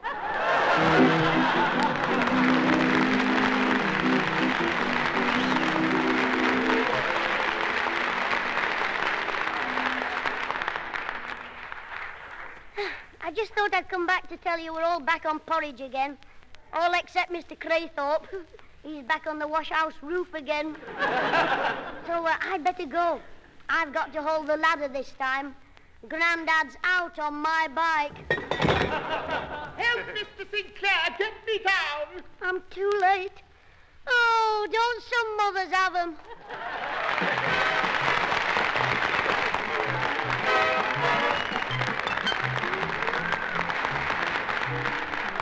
You have been listening to Jimmy Clitheroe as the Clitheroe Kid. Also taking part in the recorded program were Peter Sinclair, Patricia Burke, Leonard Williams, Diana Day, and Peter Goodright. The theme music was written by Alan Roper and played by the BBC Northern Dance Orchestra, conducted by Alan Ainsworth, with Jimmy Leach at the electronic organ. The recorded program was written by James Casey and Frank Roscoe and produced in the north of England by James Casey.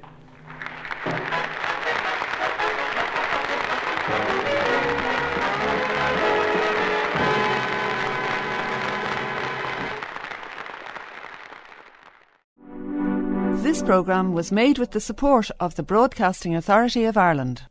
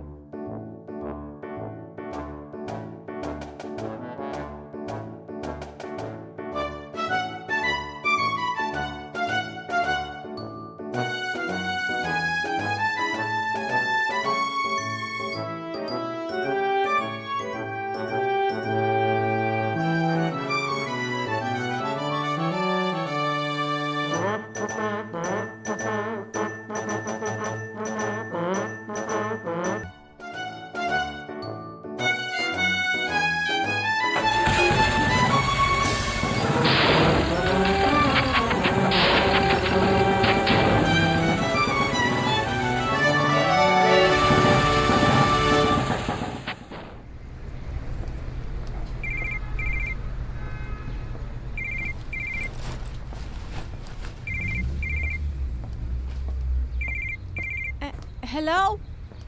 Who? Sorry? Yeah, this is Marion. Can you speak up? Thomas what? Oh, Thomas Canis Pius. Ah, septic. I mean TCP. How's it going? I haven't seen you since you left the college. Are you still working at the museum? What? You're working in a radio station as well? Jeez, I wouldn't be able for you with your 2 jobs. I'm going mad trying to find something for the summer months till the college opens back up. Me bleeding grant only barely gets me through the term. Oh, you might be able to get me a bit of employment. Doing what? Yeah, I know where that is. All right. You'll tell me about it then. OK, I'll meet you there in about an hour. Bye. Yeah, bye, TCP. Thanks.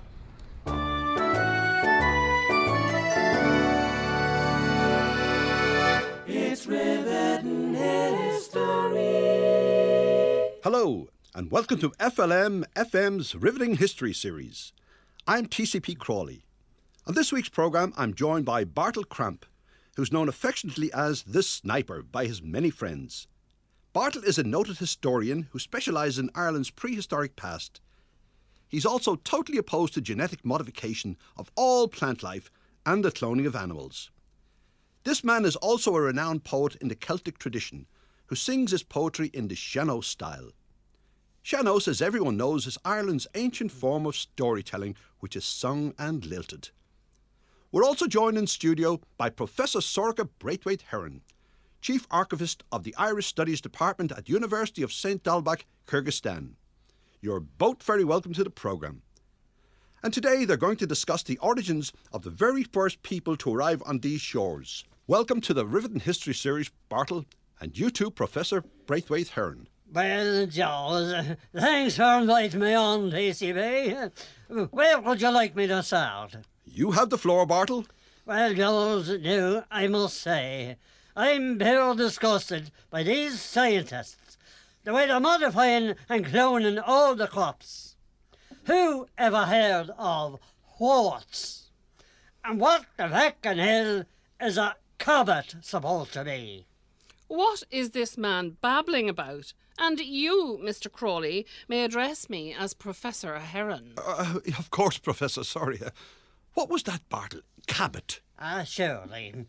Jaws, isn't it a cross between a cat and a rabbit? They've been seen by people down my part of the country these past several months. Vicious looking bias, to be sure. This is preposterous, Mr. Crawley. I thought this programme was intended to be a serious discussion about the origins of the Irish people. So it is, Mrs. But first I'll have my say about what devil's work has been done by them what goes again naked. These gabbets are starting to breed with the wild rabbits. As soon the countryside will be completely overrun, and then what? A neighbour of mine seen what I could only describe as a coat climbing a tree in the twilight just recent. A coat, Bartle? This person is certifiable, Mr. Crawley. I believe he's unhinged. He may be dangerous. Why is he known as the sniper? Shellshock, that's it. Not a coat as a coat, TCP.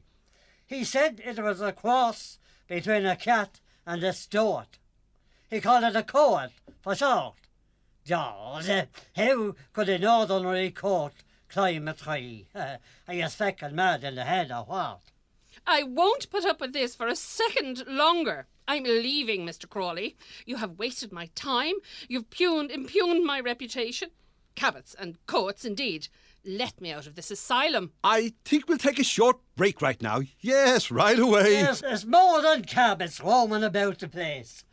Sure didn't them scientists cross a lion and a tiger? It's called a lyre, and it's feckin' enormous. The whole thing is bleeding mind-blowing. I think we'll take a break now. This is ridiculous. Cut it out now, This please. sort of carry on is just not acceptable. It's Riveting History.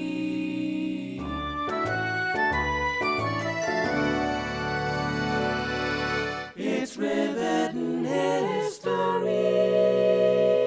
Hello, and you're very welcome back here to FM's Riveting History series with me, TCP Crawley, and my very special guests, Professor Sorka Braithwaite Heron and Bartle Cramp.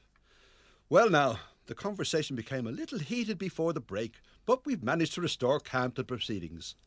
Now, Professor Heron, if you would enlighten us about the origins of the first settlers on these shores. Well now, the first people to set foot in Ireland are thought to have crossed from Scotland in wooden boats to what is now County Antrim, around 8000 BC. This was the Mesolithic period, or the Middle Stone Age. I was told myself that the first people were of the Indian race, and that they came in little boats, much like our currachs. Ah, they must have been brave hearts, every last one of them, coming all the way across the Atlantic Ocean. Not creaturey booked. They were the Fomorians from India, TCP. It took them years and years to cross the Eurasian landmass and on across the European continent till they finally arrived in Britain, which was joined to Europe by a natural land bridge. And then what? Jaws. Then they got little boats and came here. What for, Bartle? What? Why did he come here? Oh, sure, maybe they had a big argument with another tribe or something. Nonsense! Utter tripe! They did no such thing. There is no proof that any of these tribes of ancient Irish mythology ever existed, much less had arguments with each other. What? How would she know whether they did or they didn't? It was far too back in time for anyone to know what might have gone on. Sure, they had to have some reason for coming here. What could it be? Maybe the kids from the other tribes started a row with the kids from the Fomorians, and then the adults got involved. Jaws, you know how easy it is for stupid arguments to escalate into real trouble. This man, this Bartle sniper thing, or whatever he's called, fraudulent, Mr. Crawley, a sham. Well, it could have happened that way, Professor. And the other tribe might have been much bigger than the Fomorians. You're right there, TCB. They were called the Fair Bullocks, and be Jesus, they were fucking huge. A gang of giants they were. So then, Bartle, can you estimate how many might there have been actually in the Fomorian tribe? Well, I wouldn't have the exact numbers now, but there was probably families, parents and children, grandparents as well. There must have been at least a couple of dozen of them. Would you have any more accurate figures, Professor? There is no way of verifying anything like that. And didn't I just say there was no proof of their existence? Absolutely none whatsoever. But if they did, wouldn't they have names and whatnot? Well, Jaws, they would indeed have names, but they probably wouldn't take a blind bear's sense to us at all. Why is that, Bartle, when lots of people's names have some meaning? Like Godfrey Fomorian and Marjorie Fomorian and Charles and Camilla Fomorian. Now you're taking you're just messing, Bartle. They're English names. Charles, didn't I just explain to you that they came from England? Right, so, tá question gum, Professor Heron. What did these people bring with them? How did they feed themselves? What did they do for shelter? Take us through their earliest days on arrival. Oh, very well, Mr. Crawley. Oh, what is that terrible odour? Well, they would have brought animal skins, which is what they would have worn, and made shelters from. They would have brought some food for the journey. Mostly animals they had hunted and killed. But what if they had no food left when they arrived here? And what if they ate it all on the journey? If all their food was gone, they would have sent a hunting party to get some. The hunters would then have had to go into the forest and try and find a herd of deer. But, Professor Heron, what if it was night time and they weren't used to the forest on account of us here in Ireland, not in England, where they're used to? Well, they would be used to hunting at night, Mr. Crawley. Every bloody forest looks the same at bloody night. Well, Jaws, of course they do. But what if the deer smelt them and ran away? The deer do that all the time because of their keen sense of smell, you know. It's a basic survival mechanism. Swine. What? Swine. Wild boars roam the forests. They would have killed a few pigs if, as Mr. Sniper said, all the deer ran away. Right, so then these new people, the Mesolithic, settle along the shoreline and built shelters for themselves. Isn't that right? That's correct. They also lived near rivers and lakes. They would have spread skins over bowl-shaped timber frames. There are some examples of reconstructed Mesolithic homes in the Ulster History Park near Omagh in County Tyrone. Some of them lived in caves as well. Now you're back to Fantasyland, Mr. Sniper. You're thinking of the Furbolgs. That's right. The Furbolgs did live in caves. Remind me of just who they were, Bartle. Aren't they the ones who caused all the trouble for the Fomorians in the first place? Ah, yes, the argument with the kids. So why were the Furbolgs here? They followed the Fomorians from England because all the women were beautiful. And the female Furbolgs were horrible-looking hatchets. The women Furbolgs? Yeah, real ugly. They had big bulgy eyes and, rasta hair. Yeah, dreadlocks it's called. Well, Jaws, they had it. But it was growing all over their bodies, and it stunk to high heaven. What did the Furbolg men look like? Oh, you don't want to know, TCB. It'd only puke all over the floor if I told you what state they were in. Honest. So what happened when the Furbolgs found the Fomorians? So the Furbolgs went for them bald-headed. They bit the living daylights out of each other. Then the women got started. Go on. And it was only killings. Skin and hair flew in all directions. They bit the ears off each other and everything. The men stopped fighting and had a great time watching. They was proud as punch. A right lot of savages, if you ask me. Sure, it's not exactly what they were, TCP. They had a good meal, and afterwards they all went back to the Fomorians' camp and had a rip roaring old hoolie. I can tell you, for your feel, I bet they got stuck into one great frog-licking session. Oh, frog-licking? That's right. Some chemical in the glands of the frogs' backs. It would give the same effect as magic mushrooms. Not that I'd know anything about them, only what the nephew told me.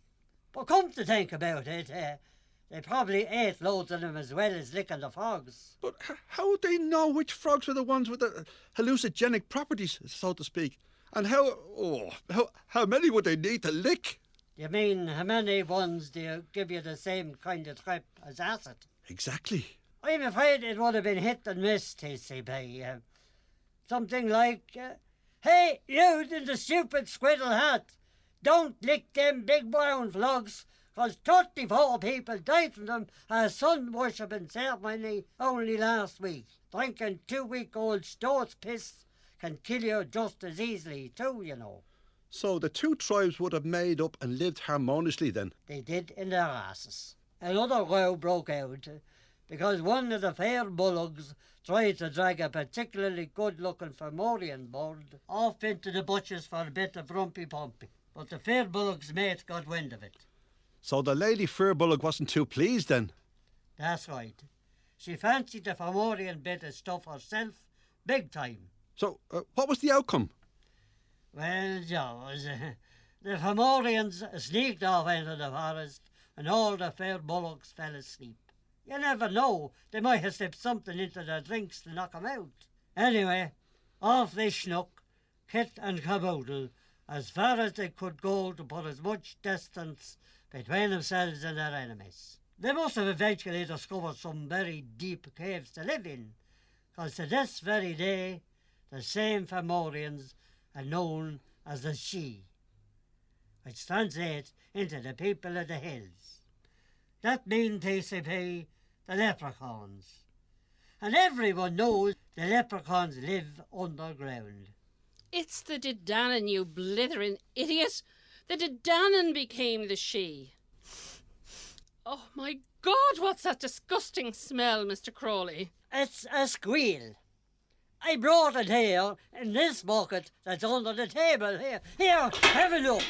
What are you babbling there about? You are. It's a cross between a squid and a Neil. It's a squeal. Told you them scientists were all fucking mad. Put that thing back in the bucket, quick! Put it back in the bucket! That's all we've time for this week's Riveting History series. I'd like to thank my guests, Professor Heron and Bartle Cramp. It's Riveting History.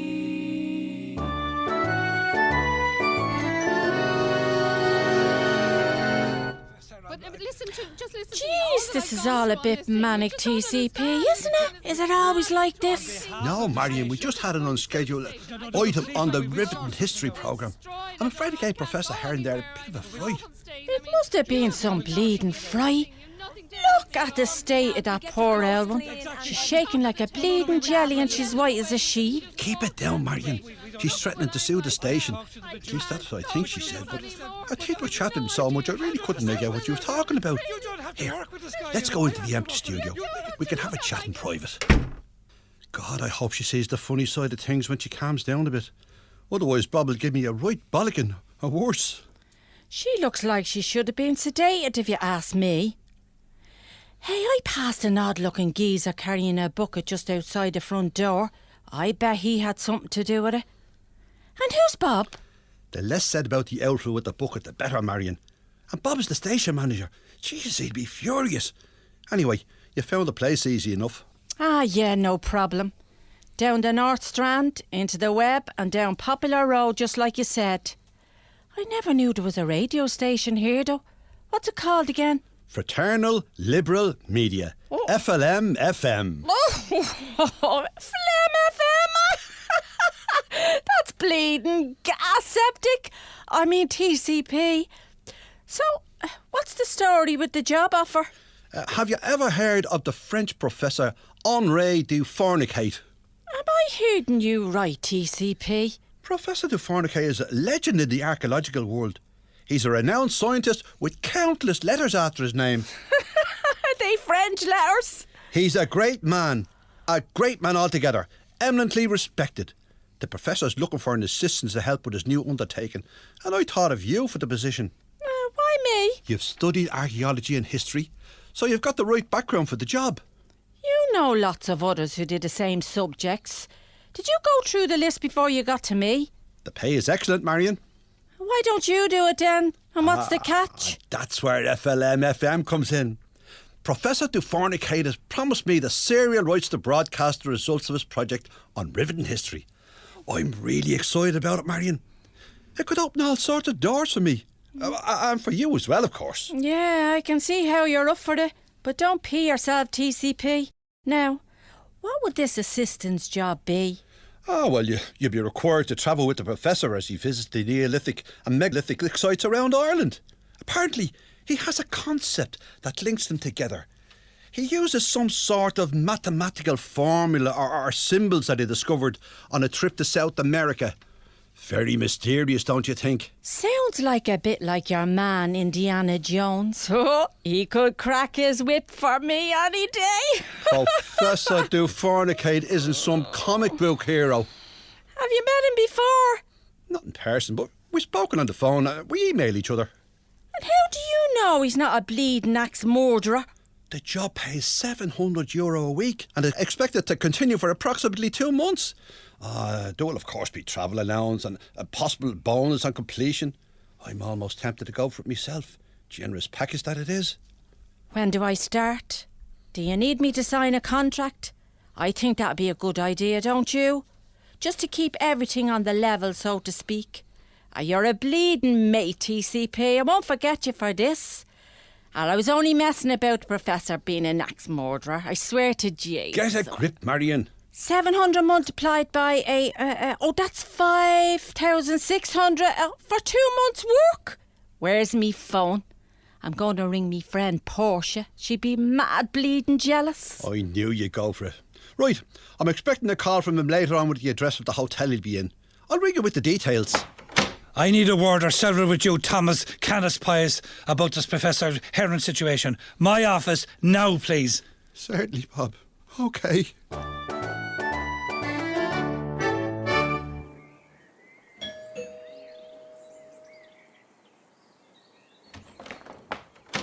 Hello? It's me, TCP. Are you going to let me in or what? Jeez, what's the matter with you? Come on in, Marion, and thanks for coming over. I don't know why you couldn't have told me whatever it is you wanted to tell me over the phone. What's up? Did you give the job to someone else? Shh. No, I didn't give the job to someone else.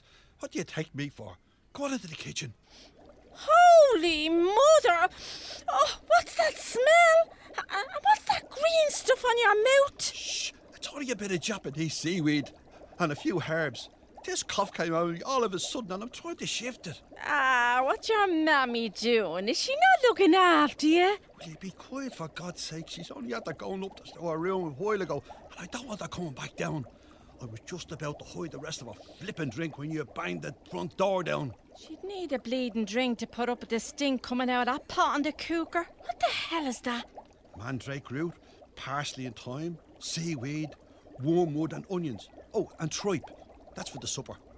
The other stuff's for me cramps. It's a remedy that Professor du Fornicate sent me ages ago. He said he put a secret ingredient into it that might cause odd side effects, but I haven't experienced anything of a strange nature. Oh, and the professor's something of a pioneering chemist. Did you know that, Marion? He's really like an old-fashioned alchemist. Shh. Did you hear that? Oh, jeez, she's off. Where's that bottle? Any minute now she'll come flying down the stairs looking for a potion. Would you listen to yourself? You make her sound like she's a witch or something. Well, you don't have to listen to the mad stuff she comes out with when she's drinking it. Is it brandy? It's a potion, Marion, and I haven't a clue what's in it. First she said it was for her asthma, then she hasn't had asthma in donkey's years. Then she said it was for the pain in her hip. Only you want to see her sprinting up and down them stairs. She takes them 2 at a time, and she's a big woman. Go out with that, you dirty spoofer. I'm telling you, Marion, she goes round the house muttering about the elixir of life and how it makes her go back in time. Ah, she's probably just remembering what it was like years ago when she was young. Anyway, what's the story with this Frenchman? He's not some sort of lecher who's going to start any funny business, eh? Henri de Fornicate is a great philanthropist and an eminently respected member of the scientific community. Okay, I just wanted to make sure, that's all. There's all sorts of weirdos going around these days. You can't be too careful.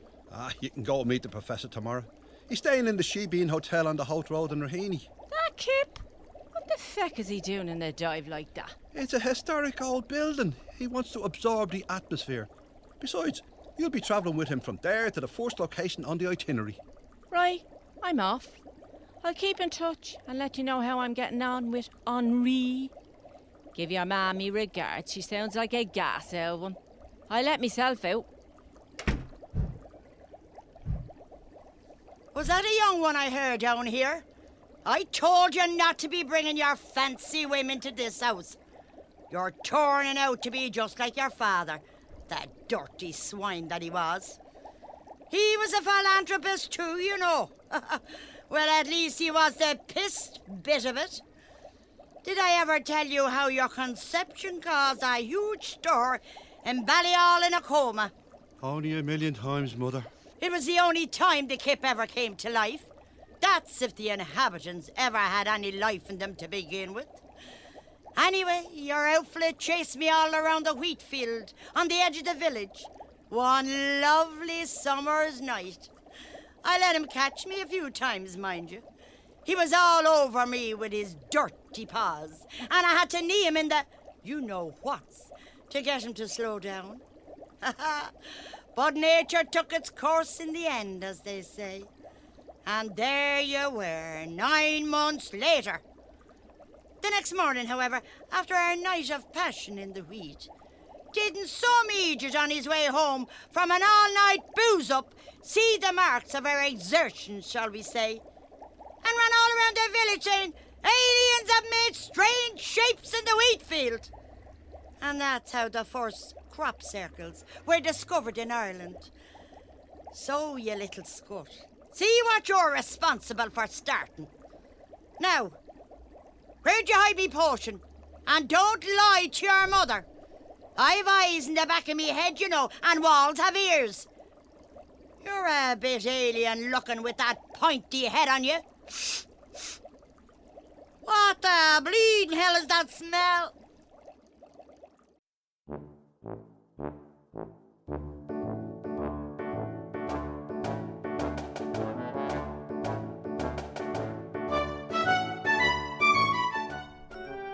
Marion Monroe was played by Frank Yo, TCP Crawley was Joe Murphy, Bartle Cramp was Con Scully, Professor Heron was Anne Lockney, Station Manager was Declan Cahill, and TCP's mother was Alice Maloney.